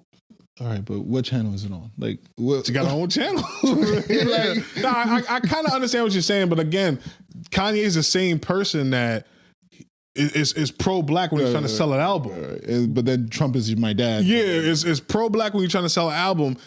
I'm a follower of Christ. I'm a Christian. It's Sunday service when I'm trying to sell an album. And these things personally bother me. So that's why I have so much vigor in how I speak on the dude. But it's like, again, you can't hate on your peoples. That was it for me, honestly. That Virgil shit was the nastiest thing. The slavery's a choice and Heil Hitler, all of that is bad. But it just did something to me because I couldn't imagine myself doing that to the people that I love. Like, this is a dude that's with me. Like, I saw the talent in him and we brainstorming and you like, yo, bro, Virgil, like you could be the next me. You could be bigger than me. And then when it happens, it's fuck Virgil and he's dead. Like his parents got to hear you say that. Like, that's fucking crazy. Like, shit is whack, bro. Yeah. But it's cool. Like I said, fine. When you getting fly next time, put on them Yeezys, bro. When you have to bring them out. Yeah, put them on, man. Maybe I'm wrong. Go to the club in them Yeezys. I'm wearing a polo shirt and Yeezys. Hey, Yeezys, yeah. I mean, and maybe I'm the wrong one. But, this is why we do the pod, man. It's a gas. Let's go. Okay. All right, just to move on, let's keep it hip-hop. Offset is in the news again. I thought it was gonna be the biggest story, but things just kept coming out. Yeah. Offset has a gambling problem. He got shot at a casino in Florida and hit it well because no one really knew. This was news to everybody. I feel like what his gambling problem. Oh hell no! Oh, you know about it? I knew there was rumblings, bro. There was little rumblings, and you be in the know. You know what the telling sign was? What? When the story broke, mad people were like, "Oh yeah, he owe me money too." Nah, what? Yeah, Ebro. Mad people was coming out. Ebro was like, "Oh yeah, he owes me money." Man, and before they say yo, which I think was kind of whack, but before they said, "Oh yo, like yeah, but he don't owe you money though." Has a nigga ever? You saying the Ebro part? Saying that? Yeah, I think everybody's saying that. I don't think it's whack. You know why? Because has a nigga ever owed you money and then you see him balling? How does that make you feel inside? Yeah. Like he's playing with. Nigga, he's been balling before he got shot. Nah, but been said it's this. different. He's been buying cars. No. It's different. It's different. So your thing is like the timing. Maybe Yeah, he could have. I think, and I don't even fuck with Ebro. And Ebro apologized, by the way. No, I don't even fuck with Ebro, but I respect that. If a nigga owe me bread, Maybe Offset didn't want to go to the Ebro show, and he's like, "Yo, let me." yeah. Nah, but then there was like another dude. So there's like he's going viral right now. He's an ex security guard for a lot of these rich and famous people. I think his name is Big Homie CC. Shout out Big Homie CC. He said that Offset is the type of dude that if he thinks you're a pussy, he's not paying you. Like he got the money. Oh, he's one of those niggas. Like he'll borrow money from you. He got it. He just needs it in this moment. You might have it. That's why he got shot. And that's crazy. The story allegedly is that Lil Tjay, and there's the history of this, that Lil Tjay, he said it like on one of those live streams with one of these streamers, or he might have did it on his own stream, that Offset is broke. He's been saying it for months. So that's what I'm saying. There's been a little bumbling. He's like, yo, no, Offset is broke. He's popped. I lent him like 10 racks at a casino because I just happened to run into him in the casino. He was just like, yo, let me hold 10. And this could speak to why he was trying to drain Cardi B. Yeah, nah, but shout out. Which I he should have. But yeah, but nah, you're right. Like if he was up, he probably would have. The nigga should. No, but niggas is jacking that he's up. It's just that he has debt. Yeah. And then Selena Powell, who's like the new Cat Stacks. I don't know if you know who that is. No. She's like Selena Powell. She's like she's a pass around girl. Like all the industry dudes pass her around, and she's famous for just being a pass around girl. So damn. If you name a rapper, she's probably slept with him. That's crazy. And she said that when she like Offset came over to get some razzle dazzle, he borrowed money from her, and she's thinking this is Offset. Like he's good for it. Yeah. And so he owe her too. That's crazy. At least he was right with his theory. I wouldn't pay you if you pussy. Like with her, you got it right there. That's the thing. He is up. That's the thing. When rich people are broke, they're usually not broke. Like Floyd, he's not broke in terms of. We got to talk about him. About Floyd. I think the fight got canceled, right? This nigga legitimately might be broke. Like legit. So all right, for rich people other than Floyd, they're usually broke not because they don't have. They're cash poor. They have too much debt. Yeah, is what I'm saying. Yeah. So. Because Offset, the text came out with him with the handler at the casino. Yeah, okay. And he's like, yo, I need you to clear another 500,000 for him to play. She's like, okay, let me talk to the people upstairs, but do you know how much you owe so far? He's like, oh, how much? She's like, 890, 400, whatever, thousand. Nothing in that nigga. He's like, all right, put the 5 on there. Like, we'll figure it out. Yeah. But he's already down $900,000 at this casino. Nah, but casinos like niggas like that. Of course. Yeah. So what they're gonna take your house. They're coming for it. What I heard is when we go to casinos, that shit is peanuts for them. What they really want is niggas like that. Like the niggas that's gonna spend $1 million. Like that's who they cater to. Yeah, they comp in your room. They get a $25,000 a night shit. Yeah. So allegedly Lil Tjay shot him. Well, turns out he didn't. Yeah. The initial story was they got into fisticuffs and Lil Tjay shot him. Lil Tjay ended up getting locked up. Offset goes to jail. I do believe Offset was giving him the beats though. No, I think Offset beat the shit out of Tjay. Yeah, I'm from New York, so that didn't happen. But what was the actual prognosis? So what it is said to be is that after the fight got broken up, TJ's mans, I think that's absolutely what happened, backed out and shot him in the ass. Yeah. And TJ's alleging he's a rat because when he got shot and authorities pulled up, he said Offset did he shot me. Nigga shot me. That's dry snitching. That's not actual snitching. And the reason why I'm going to say that is because he didn't make a. So I already see you about to defend Gucci Mane. No. Go ahead. He didn't make a statement. Official statement. Yeah. Okay. So it was like out of panic, just like that nigga. He just shot me. What the fuck is going on? This nigga shot me. Like that's not snitching. That's just his response. He didn't go to the police station and make a statement. He didn't make a song. He didn't. Right. I understand. Yeah, like that's where he got shot, anyways. In his butt. In the ass. Yeah, it's crazy. And he had some like they had pictures of him at the he was outside smoking a square. At the Did you just call a cigarette a square? Yeah. What? You old school for real. What? I mean, Bogey? I just say a cigarette. He's smoking a cigarette. Nigga smoking a square, man. But yeah, so he was outside smoking a cigarette. And he had 2 joints with him. You saw the joints? Yeah, you know I didn't miss the joints. I saw the joints. I went through the comments and nobody's talking about the girls. I was like, what the fuck is going on? Yeah. Who are these bitches? Right. I've been to the hospital before. I see this. What's going on? And they weren't famous. There was bitches at the hospital. I was like, damn, nigga also don't play. Yeah, and he performed. He did? You didn't see him? No. Yeah, he limped, which I thought shot and everything. Which I thought looked crazy. He shouldn't have done that. But yeah, he wheeled up to the side of the stage. Nah, that was AI, bro. Nah, AI performed. Offset performed, bro. I mean, maybe I got caught. I be getting caught by this AI. Yeah, he showed me some shit today. He's like, "Yo, that's AI." I didn't say nothing, but I was like, it's not getting that's bad. crazy. It's getting bad. Really? You didn't? Damn. It's getting bad. I've gotten really good actually telling about the AI. Every nigga says that. I'm really good at telling AI. I got you. Don't worry. I got a couple videos. Yeah. Gambling. What the fuck? Like I didn't think it was like I know it's bad. That's crazy. Yeah. I think not to get too biblical on this, but I really think we're heading towards the end times, bro. Everything is coming up. Gambling is like in our it's in us now. Like they showing that shit on like you go watch any sport and they got the lines like we in Vegas. Yeah. That's nasty. Yeah. And then now everything is like you watching some games. Like I saw a clip of an NBA game. It's a fast break. The nigga's on a fast break. He goes up for a layup and he passes it back and his teammate is mad. Like, nigga, why are you not laying the ball up? Like, right. If you're a gambler, you gotta be like, nah, son, something's going on. Like, it's just bro, ruining everything. Now you can gamble on what's like. I could gamble if Kanye's gonna perform. There's you could gamble on things gonna happen. Yeah, like that. Anything. I don't like it, bro. It's on. They making gambling too normal. You could bet like Lauryn Hill's gonna come out this show, and people bet yes, people bet no, and you could win a bet off just that. I seen a bet about the resurrection. Not the resurrection. I'm sorry. The coming of Christ. Like you could bet like what happens first. Like does the war in Iran end or does Christ come back? That's crazy. Legitimately, you can go bet on that. It's like a sport. I mean, people.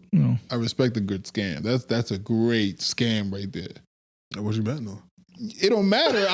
You're never gonna win. Like by the time Jesus comes, you're not gonna cash out. Like I'm just saying, bro. Yeah, that's fine. I don't like how gambling is just normal. But that comes with. I mean, damn. That comes really with like the way society's moving nowadays, bro. Like we're making like things so easy. Life is like so easy, bro. So easy. Like now, I mean, it depends obviously the context, but like like now there's apps like you got lottery apps, you got all this like it's just like it's on your phone. It's just they want us to own nothing.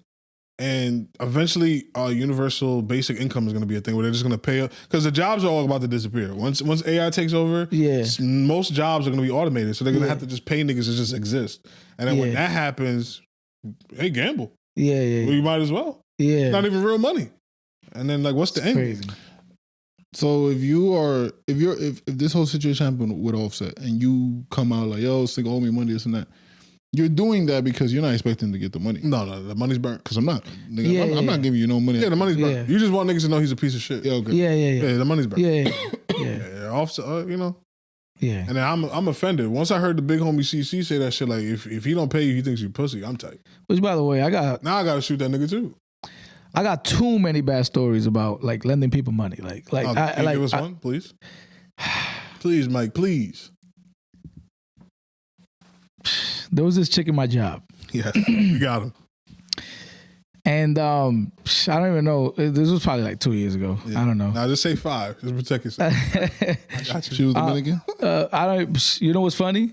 Never even met the cat, like in person.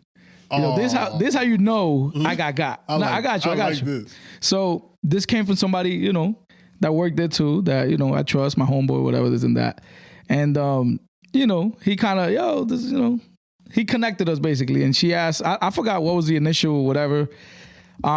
She used to like whatever. It doesn't matter. No. So I let her. I got you. I'm trying to make this short.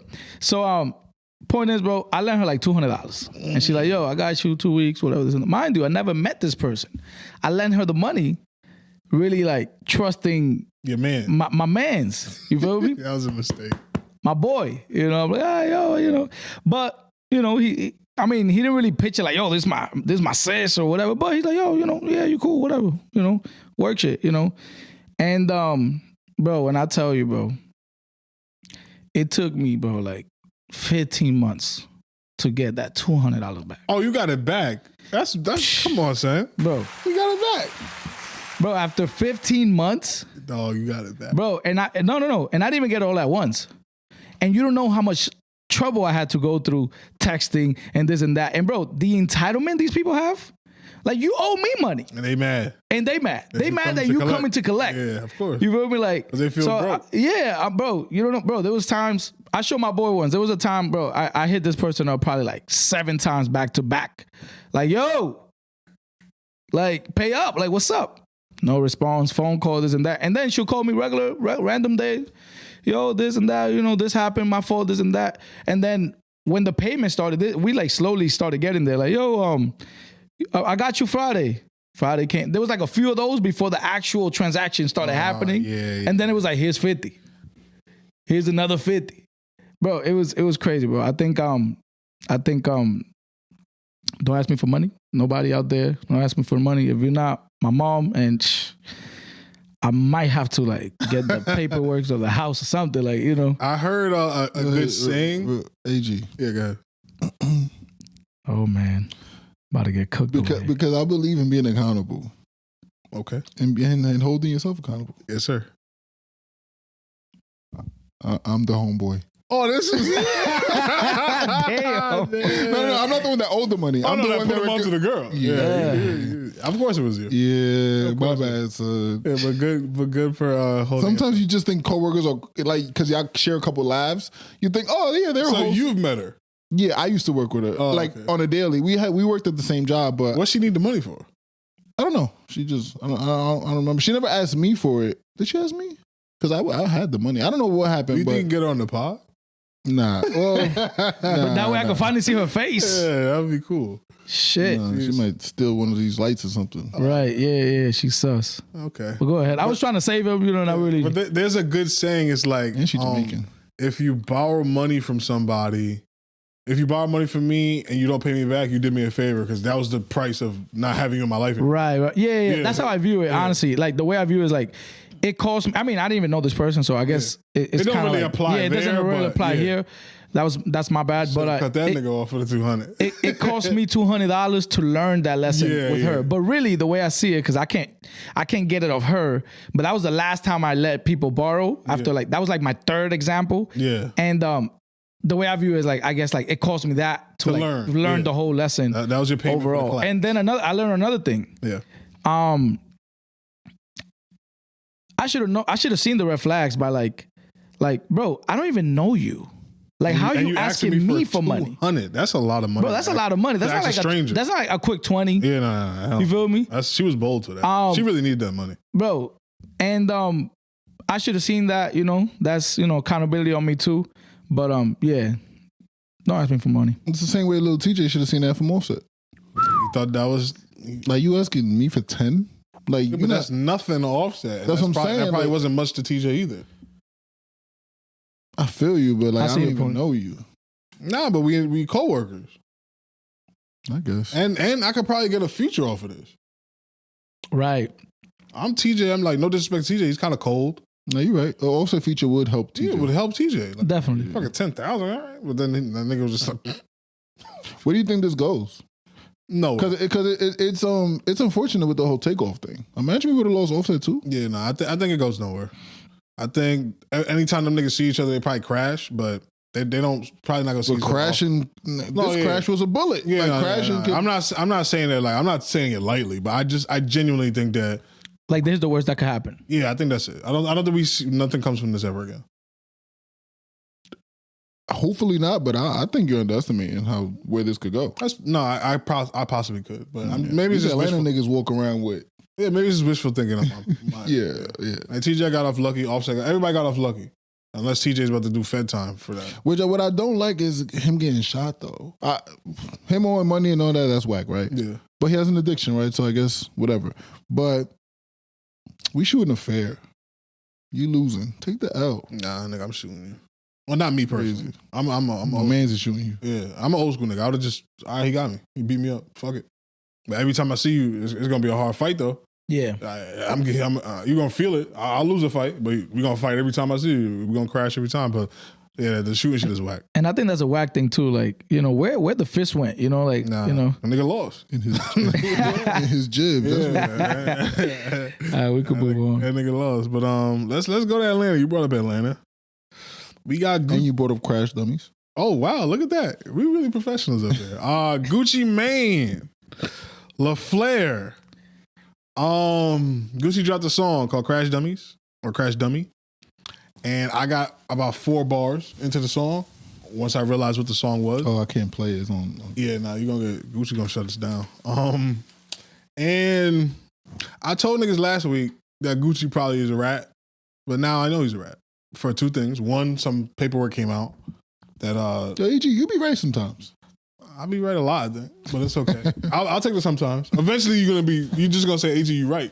Eventually, we'll get there. We'll get there together. Right. But yeah, I'll be right sometimes. Yeah, Gucci Mane's a rat, and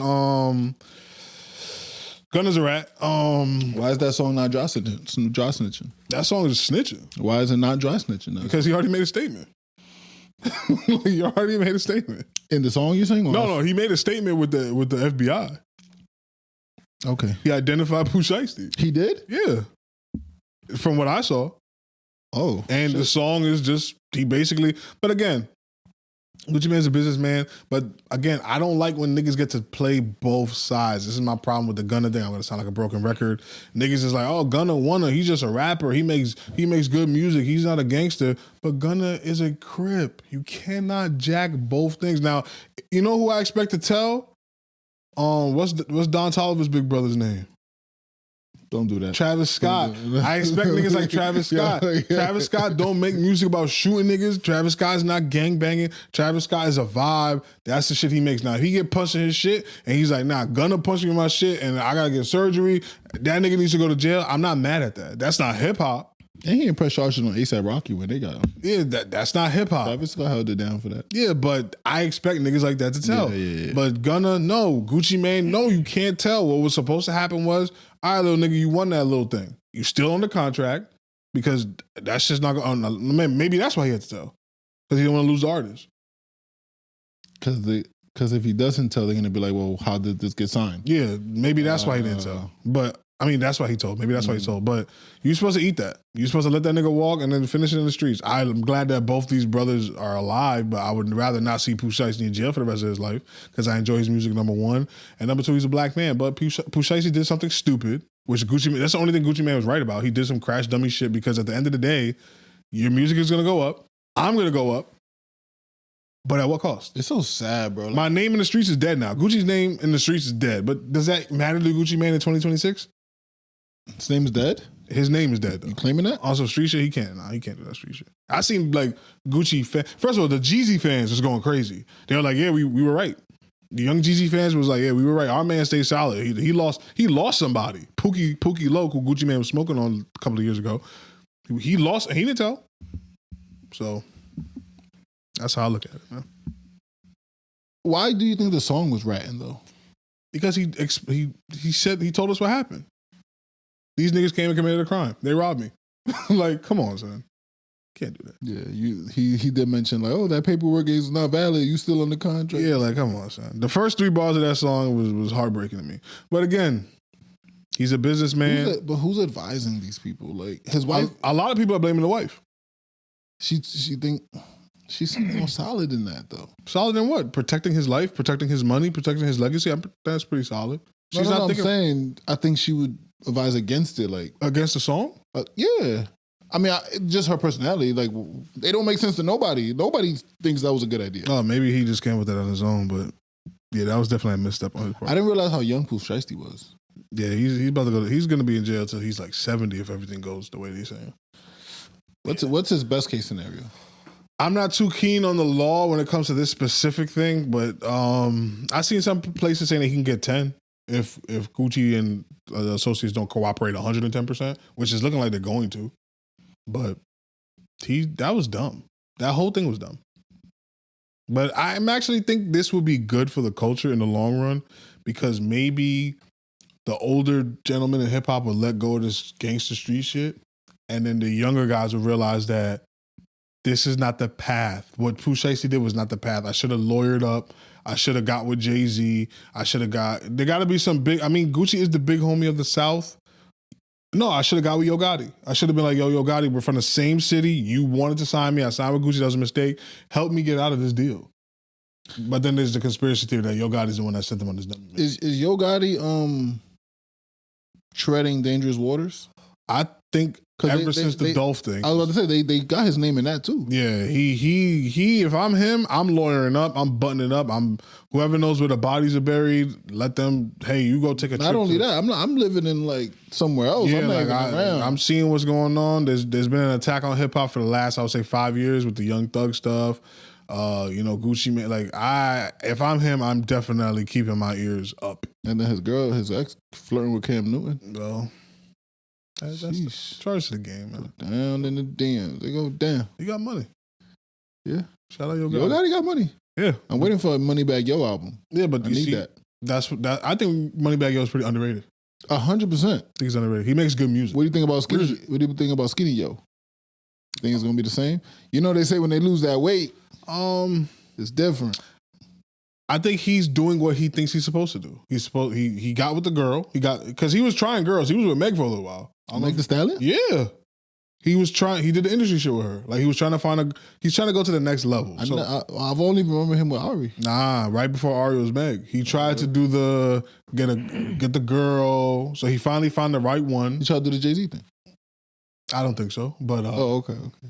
Right, he groomed that one. But if you feel that way, see, I can admit that. Y'all niggas in here defending Kanye still, but so I think he's trying to change. He's trying to go to the next level, and you got to get the girl in your arm, the girl that everybody wants to be with, and then you got to get into shape. So he's trying to be the sex symbol. So the girls like him too. So yeah, I fuck with Moneybagg Yo, and I think he's a good rapper, and he makes good music. So got you. I think he'd be okay. It's a little cold for him right now, but we waiting on the album. But Yo Gotti needs to be careful. But my advice to Gucci Mane, fuck it. Just be like, yo, what the rest of the Atlanta niggas is doing. The streets is dead. Fuck the street. We businessmen now. We grown. I was about to say, man, I wish the music industry and, the street, like, kind of like acted more towards that, like, where it was like, yo, it's business, Yeah.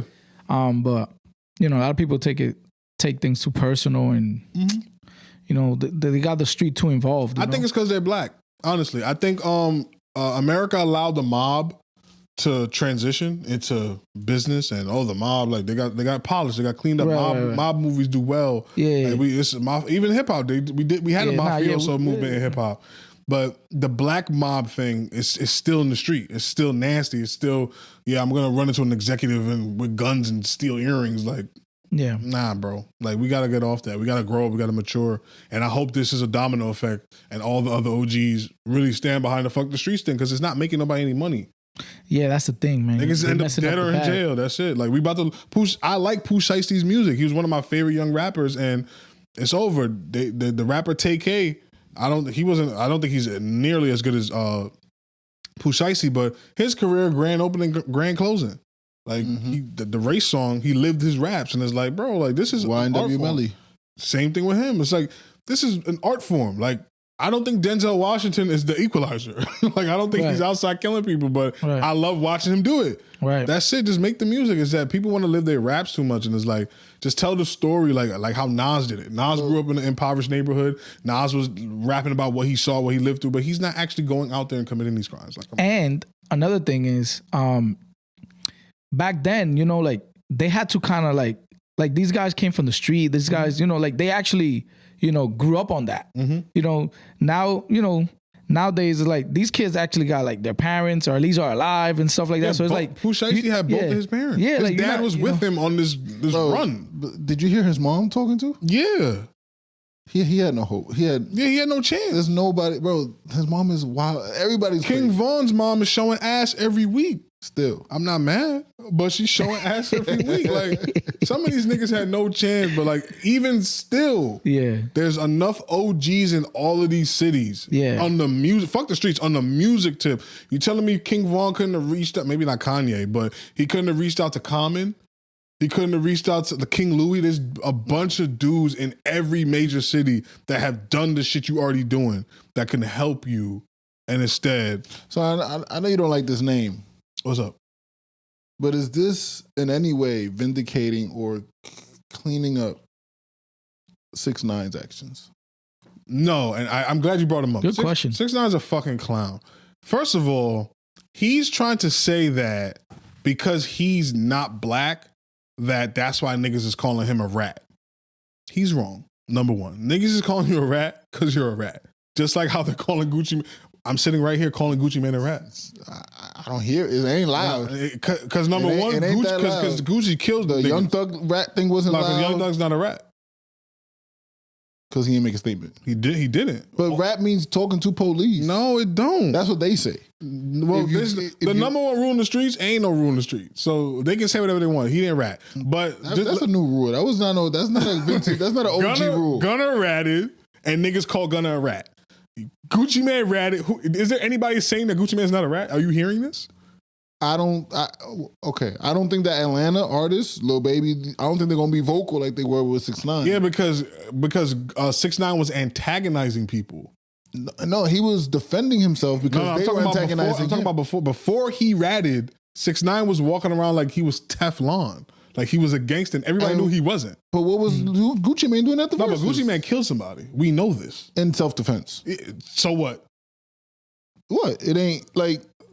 It's not that he ran down on somebody and killed them on some gang shit. No, but Gucci Mane is certified in his neighborhood. But he did the same thing a white man would do. It don't matter. He's certified. That's all we know about. I agree with that. That's all in his. If you go to Gucci Mane's neighborhood, no. He's stamped. 6ix9ine from the jump was a weirdo Mexican nigga that was in the hood wearing HIV/AIDS shirts and tattooing 6ix9ine all over. He was a weirdo like edgelord. So why is everybody not like, yo, we should have known he was going to rap? Why we even? That's mad? What everybody said. No, they were mad like, nigga, you should have stood on shit. No, they told him if you was really Billy, if you was really Blood, well, this is what Blood and Billy niggas do, and we knew you was going to rap. That's what everybody said. Everybody knew he was going to tell. Nobody was shocked besides one person I know personally that he ratted. I don't know. I think people were shocked. No, bro. I promise you, bro. No, I was potting at the time. It's documented. Because I wasn't hearing people like, told you so. No, like, that's all you heard. Okay. Niggas knew he was going to rat, and he's playing this fucking clown cake ass game talking about, oh, it's because of the color of my skin or because I'm a Mexican nigga with rainbow hair. No, nigga, you a rat because you're a rat. And we all knew he was going to tell because he's not a gangster. I agree I agree that he's a rat and a clown, but I also agree that he's getting more vigor in the reaction because he's not one of us. No, because if this dude ratted Mexican OT, maybe he's a bad example because Gunna did pretty much not exactly what 6ix9ine did, but close to. They both told, yeah, they both told. 6ix9ine got treated 10 times worse than Gunna because Gunna again didn't antagonize. Gunna was not walking around talking about, I'm the biggest, I don't know if you remember, 6ix9ine and his crew, 6ix9ine did the Pooh Shiesty to Lucian Grain's son.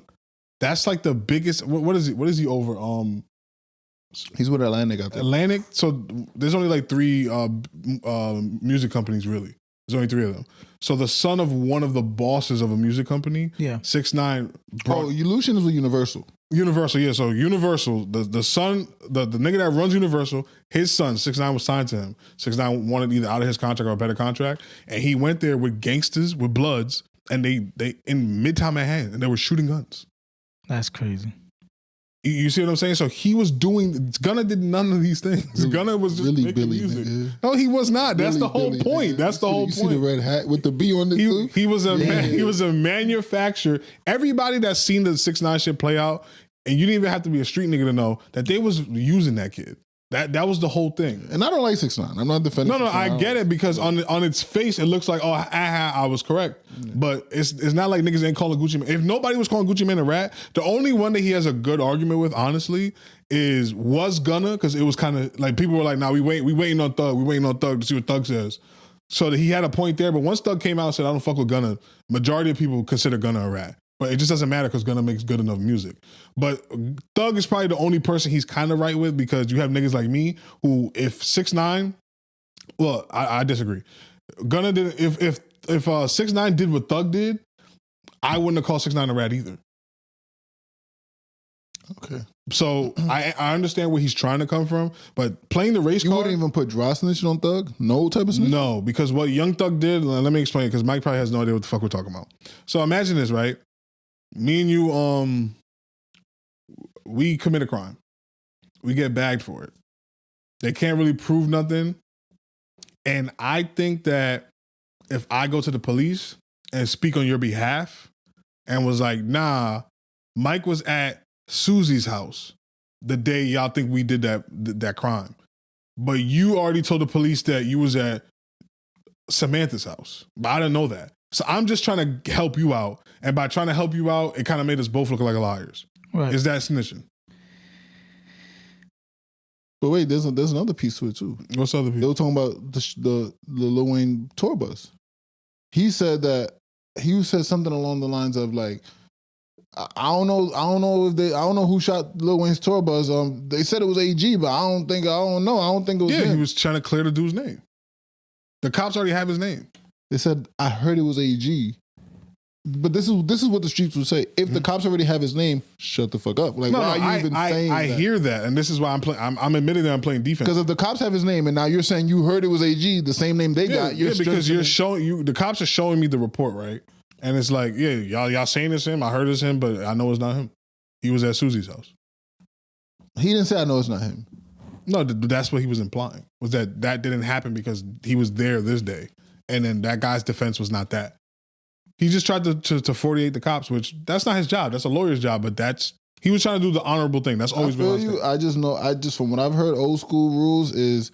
No, don't talk to police, period, but that's a stupid rule. I agree. Can't even afford one. A public defender? Yeah, and don't say nothing. Let him talk. No, I got you, but again, Young Thug thought he was trying to help out his friend. That's not the same thing as, oh, Shotty's fucking my girl, because 6ix9ine found out that the guy he was running around with was fucking his girl. Yeah. You know, them niggas did all those crimes. And yeah, I know they did those crimes because I did them with them. And then half of them were like, yo, he wasn't even here for this stuff. Like, he didn't commit none of these crimes. But he said he saw them do these crimes and he did it. That's snitching. Like, he was using these dudes as like armed, like they pumped him, and when they didn't, they did a lot of foul shit to him. Yeah. But again, you're a gangster, so handle it in the streets. Like, I don't get that. But if personally, I think what 6ix9ine is doing is corny. I think he has no basis to stand on, and him trying to play the race card, like, come on, dog. Like, you can't play the race card in this situation. That doesn't even make any fucking sense. I agree that it's all corny. I'm just saying that it is putting an ugly mirror on the streets. Nah, and I hope it does. I hope it continues to do so. But he's just not. He's wrong, right message, wrong message. I was just about to say that. Yeah. Like having somebody like 21 Savage do it, right messenger. It's hypocritical, but you need the people that are in it, the people that the kids look up to say it. Like, if you get YB, Young Boy, to say, oh yeah, this street shit is whack, we on some business shit, I think that changes the culture. You get what I'm saying? 6ix9ine's not changing the culture. Like, which is tough because, like, can you still rap street shit while you say that? No. So then now, but YB, you could do it. Like I said, you gotta get a better pen. Like, look what Nas did. Like, do what Nas does. Like, oh yeah, that's easy. I'm not saying it is, but try. Nice. Yeah, just use metaphors. Use, hey, this is what we did on my block. This was wrong, but this is how we had to survive. Not, yeah, this is what we did on my block. This is what I'm doing today, and this is what I'll do to you. And I'll come to your block and do it on your block too. That's the problem. It's all antagonized. It's all murder music, and it's not getting us nowhere. It's actually watering down the art form. There's an artistic way to do everything. Kendrick does it all the time. Yeah. All right, don't be Nas, be Kendrick. You think Kendrick can't rap anyway? Bro, you're naming no. I'm just, superstars. Yeah, I hope. Yeah, but no, forget who's superstars. YB? Elite rappers. Elite MCs. Like, okay, so if you try to be Kendrick and you Elite, land somewhere in the middle, Young Boy ain't never write Nas's worst verse. that's true. But has he tried? No, I honestly, what I've heard about Young Boy is he makes a lot of like soulful music. I feel like he's like the Tupac version of Rod Wave. Perfect. Of Rod Wave. Perfect. Yeah. They say he's the new Tupac. Bitches fainting at his shows. Yeah, bitches is fainting because he's a gangster. He is. That's the culture needs to change. That's another one I ain't trying to touch. He's like the King Von type of nigga. Yeah, the culture definitely needs to change. Let's keep it hip hop though, and this is actually a pretty sad. I actually want to hear your thoughts on this. I'm gonna give you guys all the context. So, Afrika Bambaataa is one of the pioneers of hip hop. He recently died. He's old. Round of applause. This is my question. Okay. So this gentleman is a pioneer of hip hop. Hip hop does not exist in the way that it does today without him. In the South Bronx. He was the leader of a crew, I believe, called the Zulu Nation, or he was part of the Zulu Nation. I'm not too privy on the facts. But the controversy with his death is he abused a lot of young men sexually. Yeah.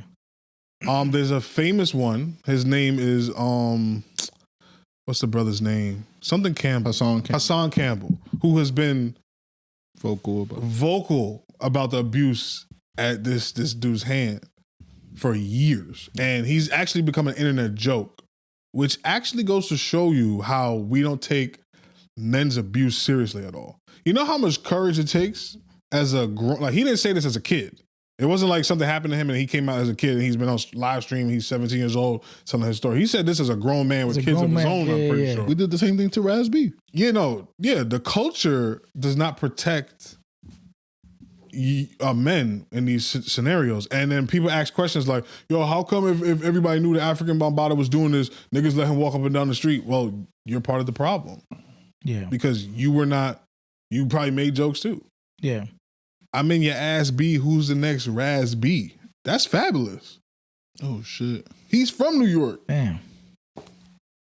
Nah, no Fabulous slander. Chill. Nah, the Fabulous is one of the greatest ever from New York. Tyler the Creator. Oh no, Mr. Stokes. I don't like Misters no, because Christopher Stokes is the guy that assaulted Raz B. Yeah. That's Tyler the Creator. Yeah.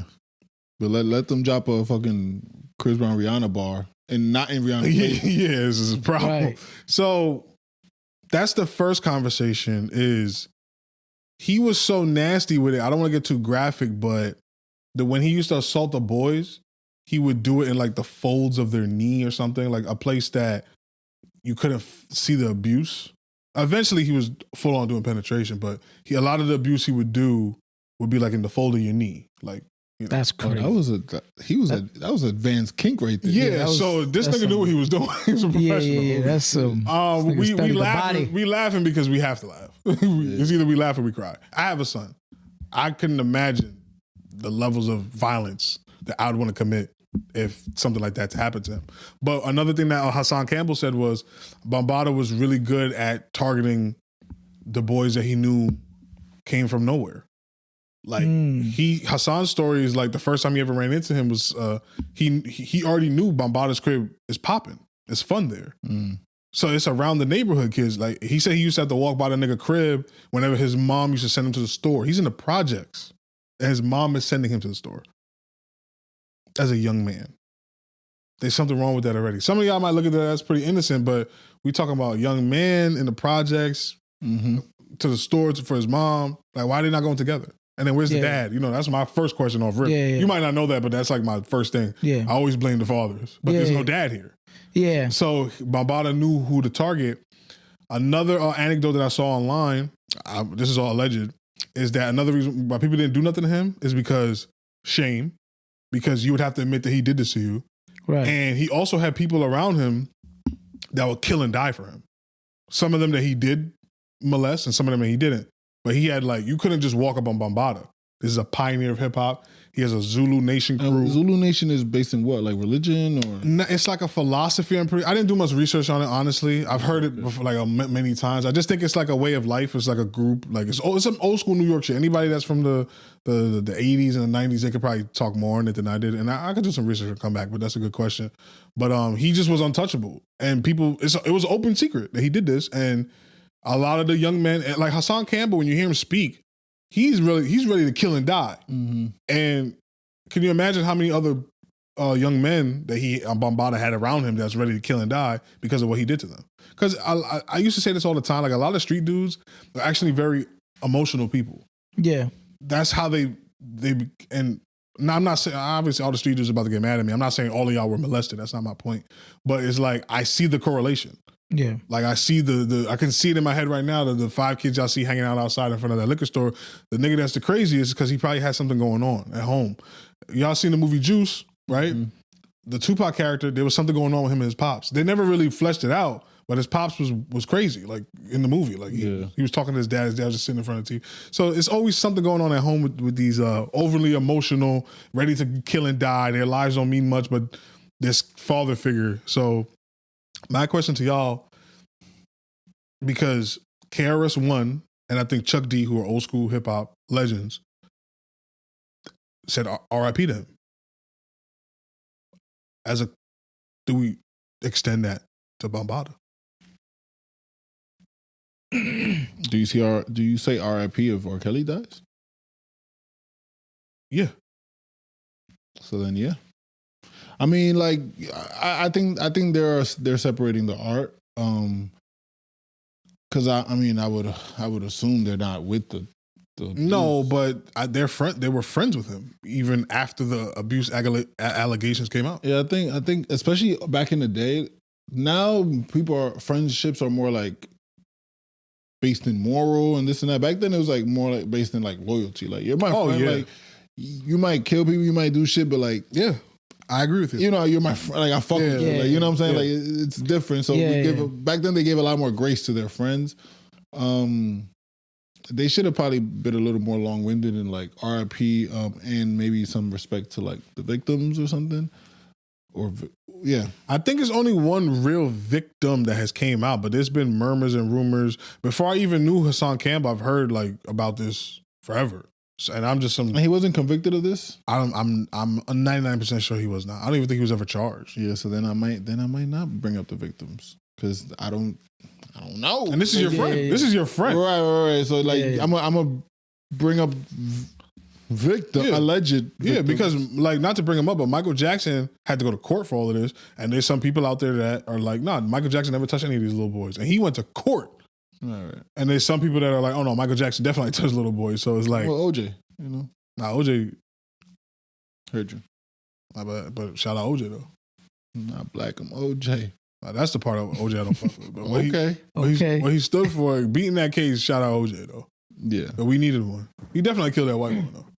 I think that was not vengeance directly, but like Emmett Till, you know. Yeah, like, fucking Rodney King happened around the same time. King, yeah. Shout out OJ, but also fuck OJ for that. I'm not like that. I think that's a direct quote. Did he did die? Right? Yeah. What is that? Yeah, R.I.P. OJ. Okay. Yeah. I shouldn't have said that. But R.I.P. OJ. Yeah. But back to Bambaataa. It's tough, man, because now you look at Chuck D and KRS-One, like you look at them sideways, and these are also legends in hip hop. So it's like, I don't know, man. Yeah, they also probably disconnected, maybe to like, you know. I think Charlie hit it on the nose. I think it's just old school niggas. They riding with their homies regardless. Yeah. Cause Biggie got that line about his man Gutter. You know about nigga Gutter kidnap kids, and they throw them over the bridge. What do you think is worse? Yeah, molesting. Was he underage, Hassan, at the time? Yeah, he was a boy. Do you think that's worse than killing the head of a household or ruining a family? Yeah. So you think there's more trauma in molesting this one boy than there is in killing a father who's a father to 5, 4, 3, 6 kids? Yeah. Okay. Because you remove the innocence from that young man. And then he not saying Hassan. I'm not speaking. I mean, you could remove it when you murder someone's dad. Yeah, but the innocence we're talking about, because Damn, that's a tough question, actually. Nah, it's easy for me though, because what it's gonna do is your dad getting murdered. You can explain that as a kid. You can rationalize that. Like, damn, like somebody took my dad from me. Well, as a kid, you cannot rationalize. No, you definitely can. If something bad happened. To me, like, I'm looking at it from like if I'm the mom. But that's how the kid will rationalize the abuse. Then no, but how do you rationalize that? I know they know it's wrong. Something bad happened. And no, but you see, kids don't know that. Kids know that because that's why they don't tell their parents. No, but they don't tell their parents because they probably told that story because the dude. Remember, this story started off with him saying it's popping there. It's not like the kids was warning each other like, "Yo, don't talk to this nigga." It's fun there. The whole thing warps you. I just think that. If I was the mom, I think I could explain to my child why your dad died than why this man took advantage of you that way sexually. I think it's much easier to deal with that. They're both wrong and hard to do. I'm not saying one is easy. Like one is easy. I think they're both terrible and they're both tough. But if I had to choose one that I had to like coach my child through as the mom, or like if I was an uncle to the kid that like, then God forbid, like my brother got killed and I got to explain to his kid what happened. I would rather do that than to explain to him what that man just did to you. And then on top of that, like, not to say that this is Hassan Campbell, but a lot of people, when they get touched that way, they start touching people that way. Because I saw a lot of that with the Bambaataa stuff. Is like, how did he learn these things? Y'all don't think somebody did that to him? That doesn't excuse his actions. Yeah. But some of that stuff was pretty graphic. It sounded like learned behavior that might have happened to him. So the question, you're right, and I agree with you. The question comes from people RIPing murderers. Murderers, yeah. No, I know exactly where you're coming from. And then we mad at him RIPing this guy. Well, this guy has ruined multiple families. Just like free him. Like niggas is saying free him. Like he didn't kill three people in your neighborhood. Right. Yeah. Like he didn't. You know what I'm saying? Like free him for what? For him to come terrorize us some more. But that's my man though. Right. He terrorizing y'all. Not terrorizing me. Right. Yeah. So it's tough, man. We're all biased, you know. Yeah. We're all hypocrites. Yeah. I don't feel comfortable saying RIP to Bambaataa, even though he's definitely hip hop. And you know I love hip hop, but. I think when you do those things to children, there's a special place for you. And I can't even come close to condoning that. What's the age difference between Bambaataa and Hassan? Maybe 30 years, I think. I really don't know. Oh, okay. Yes. Yeah, that ain't no 22 to 17. No. He if you ever get Hassan Campbell, like just find one of his videos, the way he describes it, he gets graphic. You can see that he was still I think he's still a kid. Like even today, he's still a kid. Like he's stuck in he be saying crazy shit. Like, yo, nigga, like he has like a funny clip about how I don't even remember who he's talking about in the clip. Well, he's like, nah, like we could meet in front of a police station and we could both throw our lives away. We could both die today. He's dead serious. That was on the podcast, I think, way back. Yeah, he was dead serious though. He's like, whoever he was talking to, he's like, nah, me and you can go to we can do it in front of a precinct. I'll bring my gun, you bring your gun, and we'll shoot it out and we both die. Fuck it. That's crazy. And that's trauma because he's still probably 13 years old, 12 years old. Yeah. Because that sounds cool to a 12-year-old. You know what I'm saying? Yeah. And I'm pretty sure he has kids. I think he has kids. So, yeah, man, it's a very uncomfortable thing, man. But unfortunately, there's some monsters in this world, and monsters create more monsters. Yeah. So, you know. That's true. Yeah. But I think this is a funnier version of the same story. Oh, shit. Are you guys familiar with the streamer or YouTuber Vitaly? So yes, the first time I seen that nigga, he was like a YouTuber, and then he did the bang bus, and he couldn't get hard. Like he has a video out there. Do I remember that? Yeah, you know that's crazy. Remember the bang bus? The porn stars pull up. Yeah, and he got invited on the bang bus, and he allowed it to get like they filmed the whole thing. He couldn't get it up.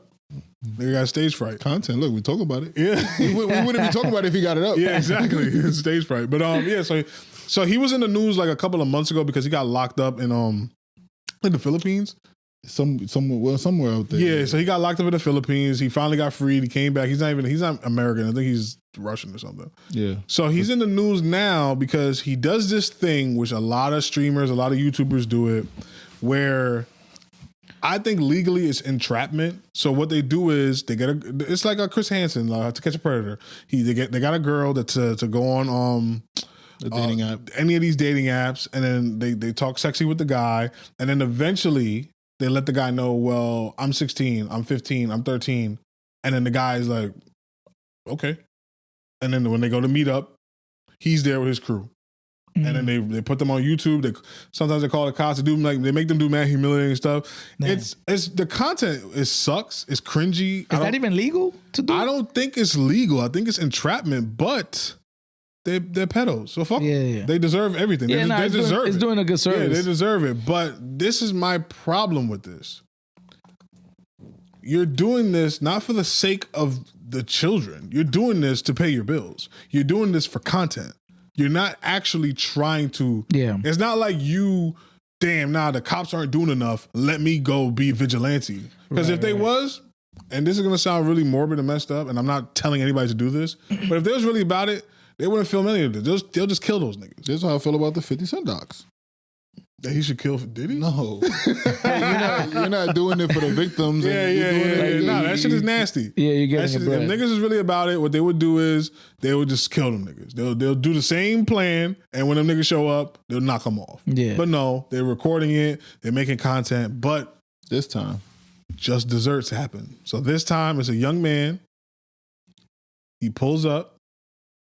Yeah, they start, and they make it mad racial too, because he was Indian. They was cutting his ass. They was making Indian jokes.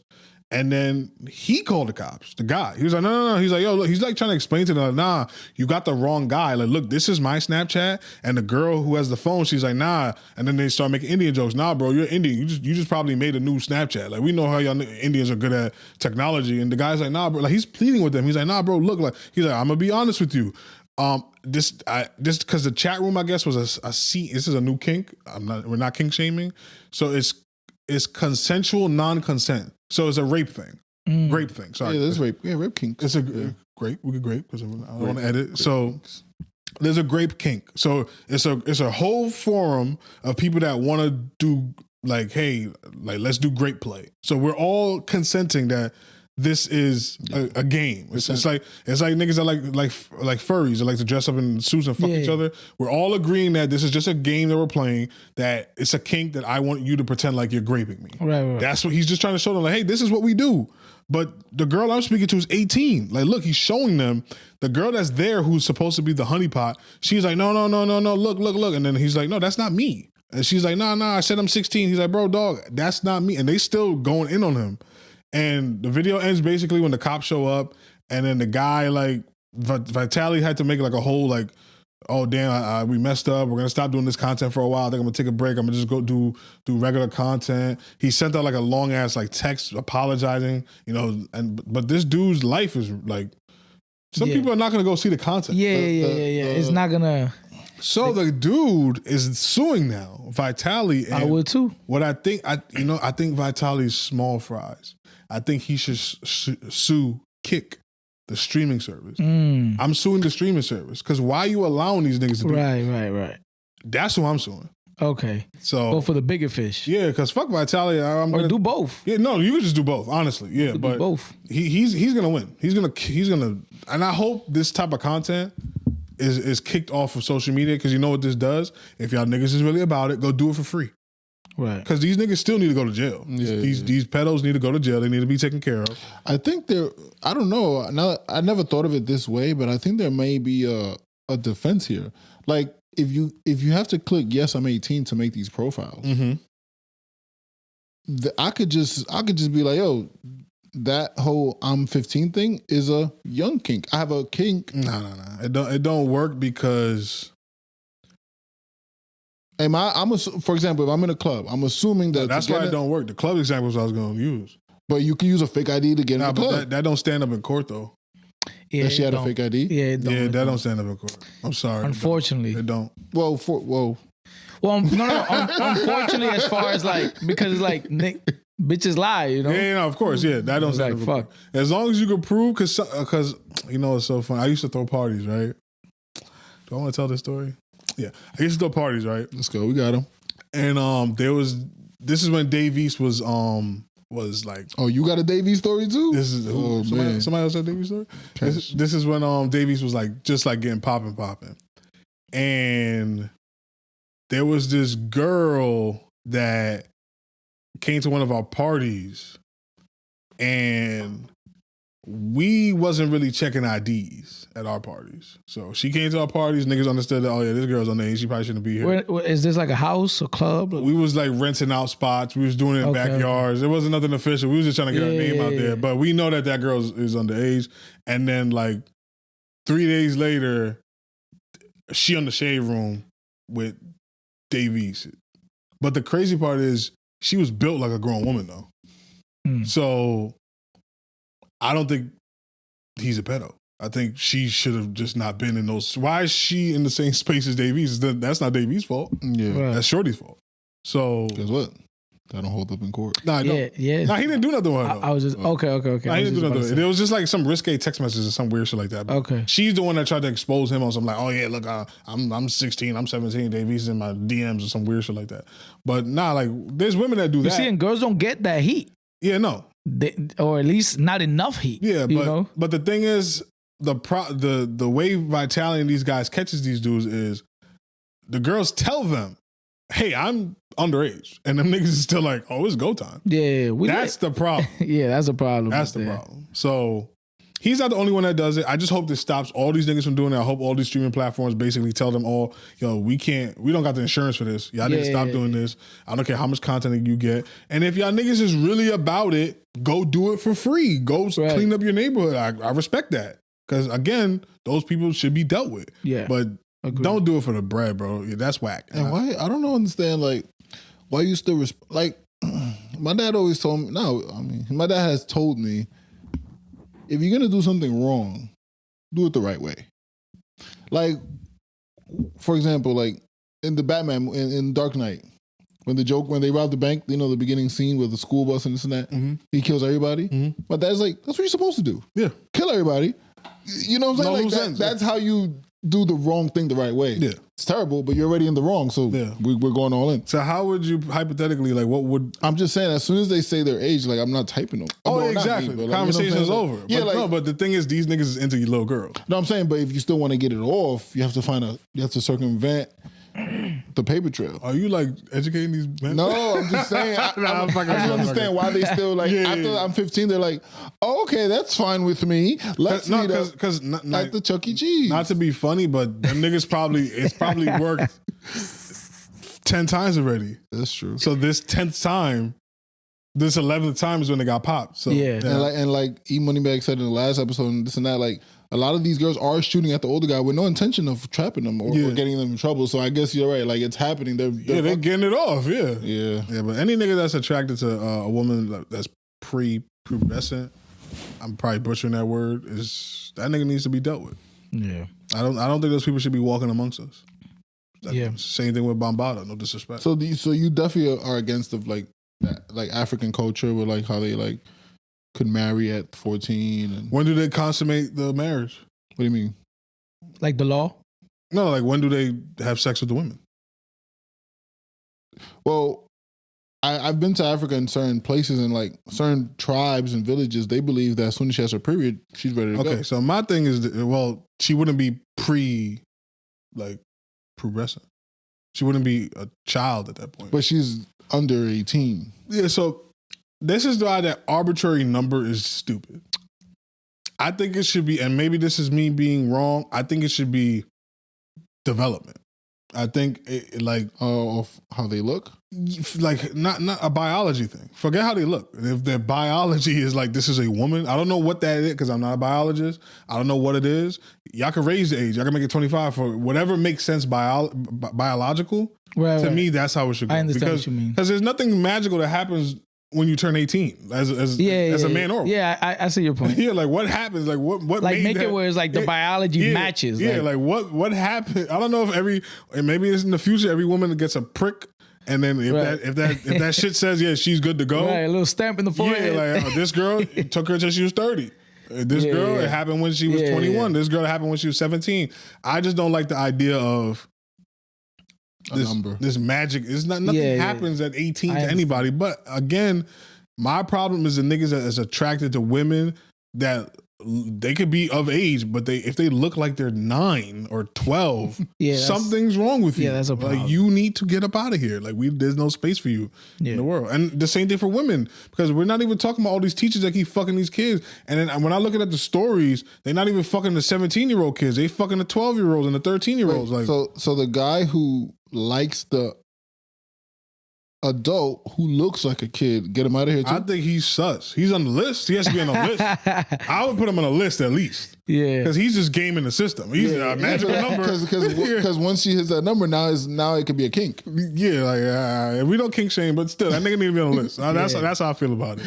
I feel you. Because if you see some girl walking down the street and she's built like a fucking damn, and then you figure out that she's 16, you're like, what it is? Like, some people, I don't think that dude's weird. He just is attracted to women. Yeah. She just happens to have developed early. But now the nigga that's like, oh yeah, now that I know she's 16, I want her even more. He got to go too. Yeah. But people attribute skinniness and slimness to kids.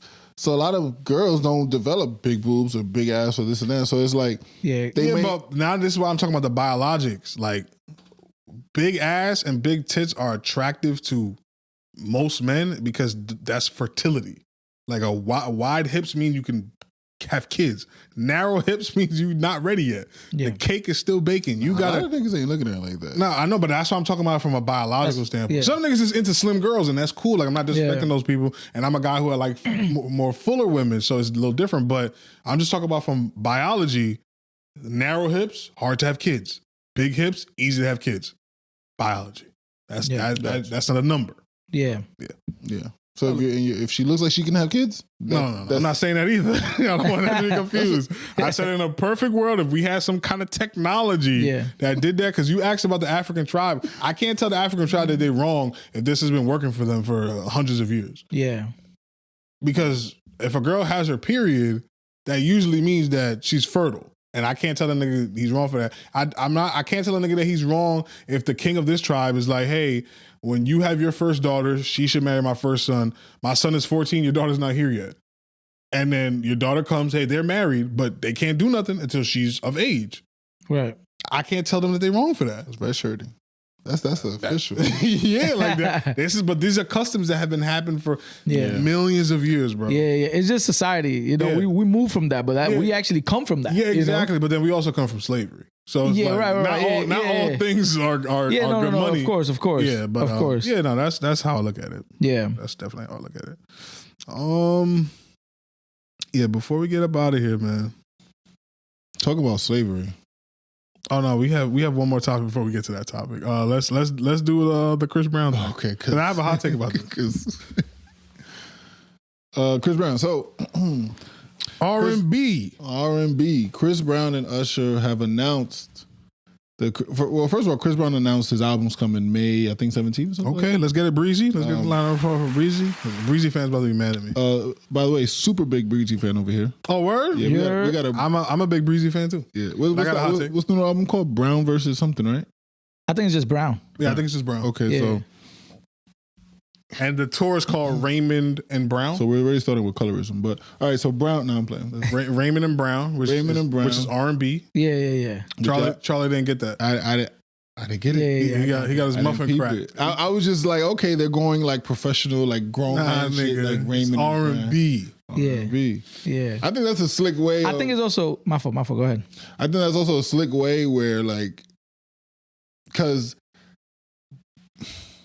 whose name goes first? So it's a slick way where Chris Brown doesn't look like, oh, you let him son you. Like, all right, it's a good way to clean that up. Yeah, to clean it up. I got a super hot take that's still in the same vein. I'm glad I have a Chris Brown fan in the room. So when the topic of verses came up, Chris Brown was like, nobody could fuck with me. I'm the best ever.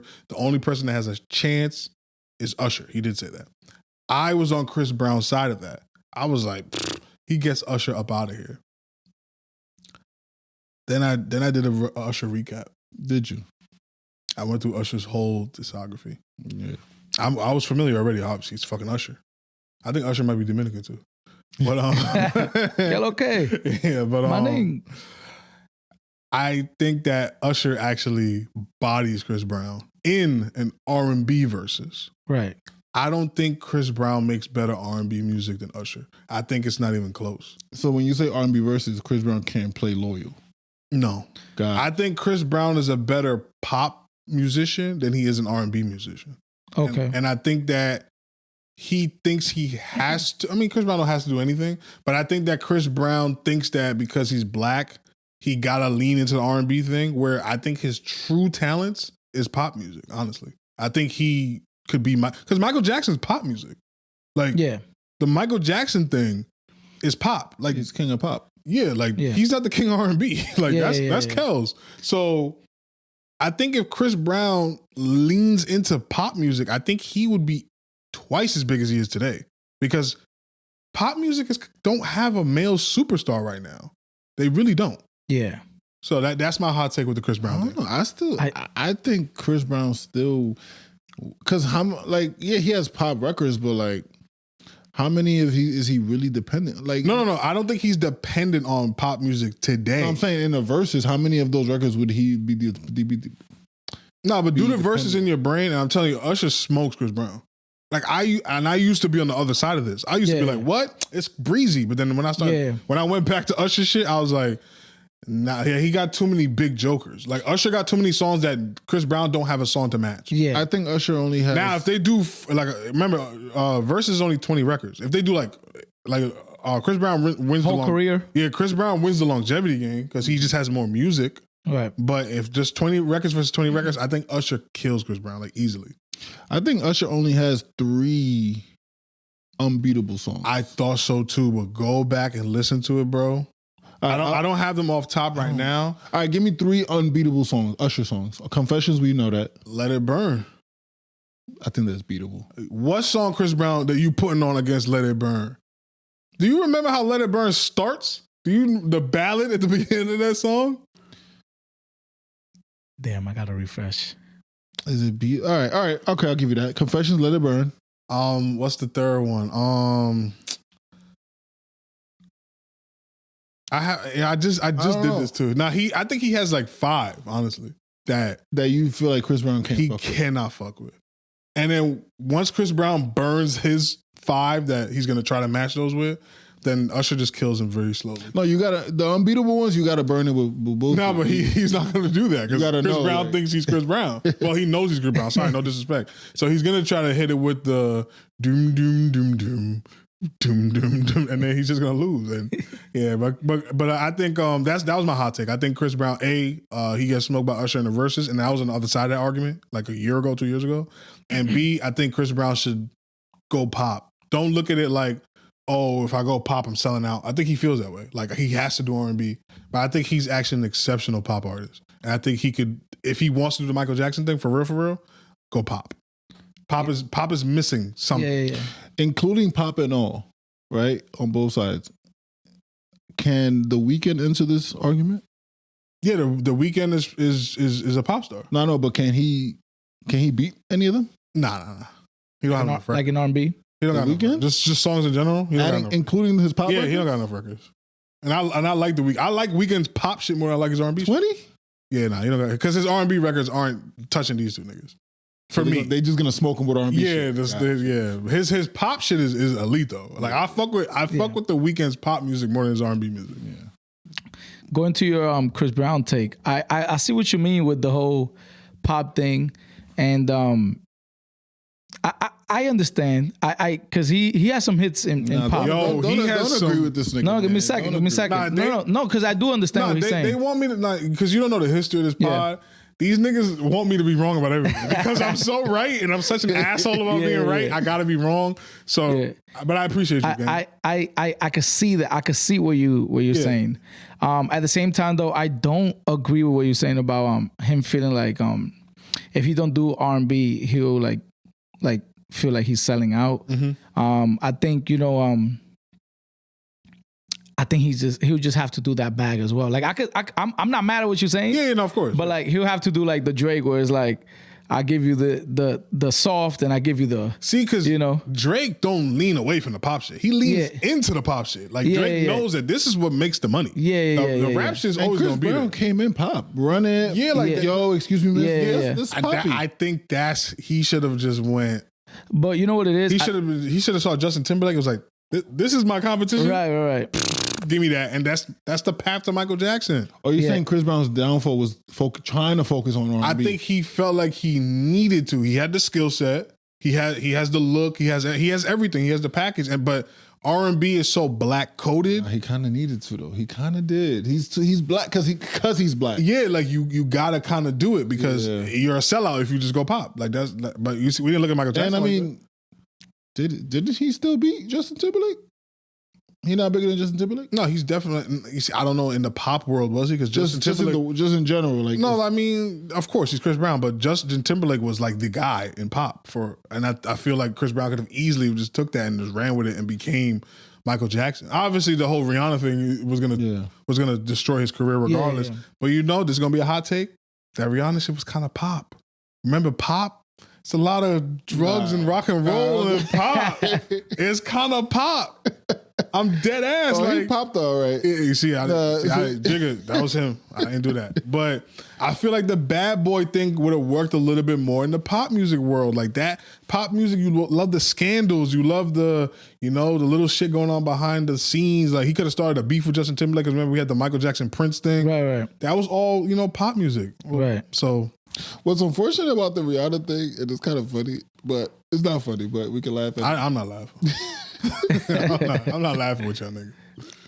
The thing is, like, I hate that they framed it like he beat her instead of framed it like she took her. But what is he talking about, man? Because it was a fight. He didn't just attack her. They were fighting. And he I don't think men and women can fight. I think niggas beat women's ass. I think that's what happened. Yeah, he was wrong for that. He shouldn't have done it. And what was she? I don't know. She wasn't wrong for that. You can't even say that. Come on, AG. Like, damn. I don't know. I don't need no cease and desist paper plane hats on my door. Jay-Z's a powerful man in the city, bro. When I get some R&B tickets in the mail, don't come. Listen, but I do feel like I've never been to a Chris Brown show. I regretted kind of not going to the last one. Mm-hmm. I feel like I should go to this one. You bringing your girl? A girl? That you care about? She ain't going on stage, I'll tell you that much. That's crazy. Your girl can't go on stage with Chris Brown and fuck Usher? That nigga kissing girls in the mouth. Fuck that, baby. Chris Brown and Usher get the cherry? Yeah. Right. You ain't about to... Usher with the cherry? Dingle the cherry. Do you look at it the same? Like the kissing and taking the cherry out of Usher's hand? I can explain the cherry. I can go back to my block about the cherry. You can't go back to your block about the girl. Your girl tonguing fucking Chris Brown. Right. And you in the crowd. I know you didn't shoot that nigga. Well, no, I meant a Chris Brown. See, that'd be the bullshit. Like, when was the last time you went back to your block? I was there. I just told you. Oh, you was working. Right, I was about to say, he was just there. The Dorians is there, though. He was just there and realized it wasn't his block no it's more. not my block no more. Nigga. Right. It's over. Yeah, crazy. Where are the losers from your block today? Some of them niggas are still at that corner store. I was about to say, like, did you see them still there? I saw a couple of niggas still there. Now, a lot of people moved. They're just not, like, it's not around. There. Yeah, not around. It's crazy. Yeah. Shout out my block, though. Shout out the First and the Hearst. You heard? Yeah. Why don't you want to go to the show? What show? Chris Brown and... I would love to go. Let's go. Like, that's not gay? Oh, my God. I'm asking. Oh, nah. Perfect. I wanted to ask Mike. So, Mike. What up? Going out to a restaurant, to whatever. Well, I won't say whatever. To a restaurant with one male that's gay. Nah, I don't believe so. Okay. AG's not always right. No, he's just gonna say we Dominican. I didn't want to disrespect Mike. You would have no problem disrespecting him. Okay, Mike, I love. If you go out in that same scenario and y'all toast, tell him what that is, bro. Tell him what that is. That's not machismo, bro. You can't say. Can't do that. More life. No, I don't think it's gay. I don't think it's gay. Mike, I thought really highly of you, bro. I mean, if it's your boy, nah, you've never done that though. I promise you've never done that.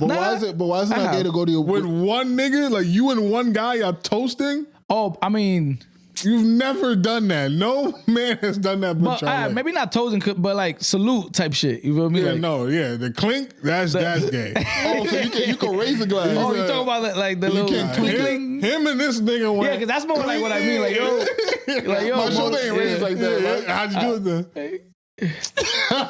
Yeah, nigga. Yeah. No, you gotta do the clink. Just the salute. Yeah. No, Right. he clinked. Them niggas clinked. Tell him what that is, bro. Don't be nice. Yeah. That's crazy. And there's nothing wrong with that, but it is what it is. All right, before we get about it, Cultures. Real quick, like literally 2 minutes. Did you make up with your friend? I don't know. So that's obviously a no. I don't know. Have I spoke since we spoke about it on the pod? Yeah. Did he see the pod? I don't know. Okay, so I told him to watch it. he told him. Yeah. I think it was a good. But so, all right. All right. How don't you know? Like, did y'all share a laugh? Did you? No, we hung out twice. Oh, y'all hung out. But in a group setting, Okay. and it was cool, but it's still not. Did y'all do your handshake? I know y'all got a handshake. We don't have a handshake. We dabbed, and we it was like good old times. But I still think there's something there that needs to be. And y'all said everything I've had to say. It's just time. You feel like? No, I did not say everything I needed to say. Remember, I was kind of getting stonewalled. So why don't you take those opportunities to say it? It's a group setting. I would want to have like a one-on-one situation. But you were saying that you couldn't get him on the phone. Now you're able to get him on the phone. I haven't attempted to do that. So now you're dropping the ball. I think that's fair. But I'm just waiting for an opportunity that I don't want to push the issue because like if you weren't answering my like, you know, like You don't want to force it. No, I don't want to do that. But I want to still speak my piece because I just didn't like how even if things never go back to how they were before, I just want to be able to express that okay, I might have stepped on your foot, but it was not intentional. That's all I really care about. Right. And you love him. Yeah, of course. Say I love you. I did. No, say it. Not no more. Yeah, no, of course. No, I love you, bro. See? See what? I don't think that's gay. I never said it was gay. Hey, But how is that not? Hit the button. Oh, yeah, round of applause. No, round of applause. Shit. It's love. Yeah, no, I don't think that's gay. Now, if I invited him out and we toasted, that would be gay. Y'all can't toast to like becoming friends again? Hell no, Man, this nigga. nigga bro. Yo, like, we almost like. Nah, I'd rather just not be friends. Almost lost you. I'm not doing the toasting. You fucking crazy? Almost lost you in the with a man? Nah, hell no. That nigga's crazy. Damn. I'm Y'all from New York. toxic, Yeah, man. this is hip hop. I can't do that. Yo, real quick. Y'all heard about the I'm gonna just save this Jada topic for another day. All right. Yeah, I'll save it. But yeah, go ahead. Mike. y'all heard about the Free will, though. Yeah, free will. Y'all heard about the Kabi Lame shit with his wife and all that shit going on? We'll save that. You want to save that too? Yeah, it's a long topic. Yeah. But real quick though, Yeah, good. Ubers. Can we tackle that? Or you I wanna think we should save that. Okay. All right. Yeah. Sorry, we're doing the save that thing. Don't worry, we potting, man. You're getting all the pods. Yeah. Keeps them invested. They're gonna have to come back next episode. It's on some Dragon Ball. Damn, that's three topics right there. Yeah, nah. I mean, I gotta come back now. Yeah, y'all gotta tune in with us. E-money bags, a lot of pressure on you. Next Yeah, episode. she about to carry us again. Anything before we leave? I want to plug anything. Want to let them know when they can catch your games. We're trying to mob out to your games, bro. Yeah, what kind of hat is that? There's my team, my baseball team, the Braves, Bronx Braves. We got a game this Saturday. I think 1 p.m. is the first game, and then we got another one like 4. It's in Randall's Island. If you want to pull up, They be out there? who be out there? You know exactly what he asked you. Don't play funny. Bronx. What you said? Bronx Braves? The Bronx Braves. I'm at, Nah, Randall's Island is nice. Yeah, nah, they got some fire Yeah, fields. it's nice. It's hard to fucking get a home run in there. Them shits is fucking. you helped him duck it, but it's all right. That's my man. He said I was right. That's all it takes to me. I'm easy. You say I'm right, my man. All I need. Yeah. Anyways, man, shout out to the team again, man. Yes, sir. Can we get a little clap for them? Oh, Little clap. absolutely. The Bronx Hopefully- Braves. Get okay. Hopefully we get this W, man. Hopefully you hit a home run, bro. Right. Shit. My man talking about we hit a home run. Charlie, anything you want to plug? Nah, I hope y'all enjoyed my Cactus Blossom fragrance. They didn't smell it, but I'll try. Now. It is cactus, flower petals, fresh citrus, and vanilla coconut. Cool. Sounds straight to me. I want to plug the Real Talk podcast. We're about to start our own feed. Just go to YouTube, type in the Real Talk Podcast. Go to any podcast app and type in the Real Talk Podcast. That's when we talk about all the cool nerd shit and movies, television, video games. You know, me and my man Godfrey, and I might get these two jokers on there for a couple episodes. I was mad. I was just about to say, yeah. I was mad I missed the Paradise review. Listen, because I watched Paradise. I'm watching Fallout again. You know what I realized? I did see the first season. I just forgot. Yeah, it's because you know what the problem was, and this is a little preview of how we talk on the Real Talk. Oh yeah, a lot of these shows in the modern era, it takes too long to produce. So you kind of like fall like because the first season was 2023. Yeah, like we just finished Paradise, and when's the next time it's gonna come out? 27. Yeah, and like we're gonna be like, what happened again? Like, yeah, they gotta start. You know, it's But check us out at Real Talk Podcast. Appreciate y'all. Run it up, gas attendants. Let's get up out of here. And Miguel, can I get a Mike? Can Miguel? No, damn. We might have to bleep that. Mike, can I get a perfect? Perfect. I may have got it this time.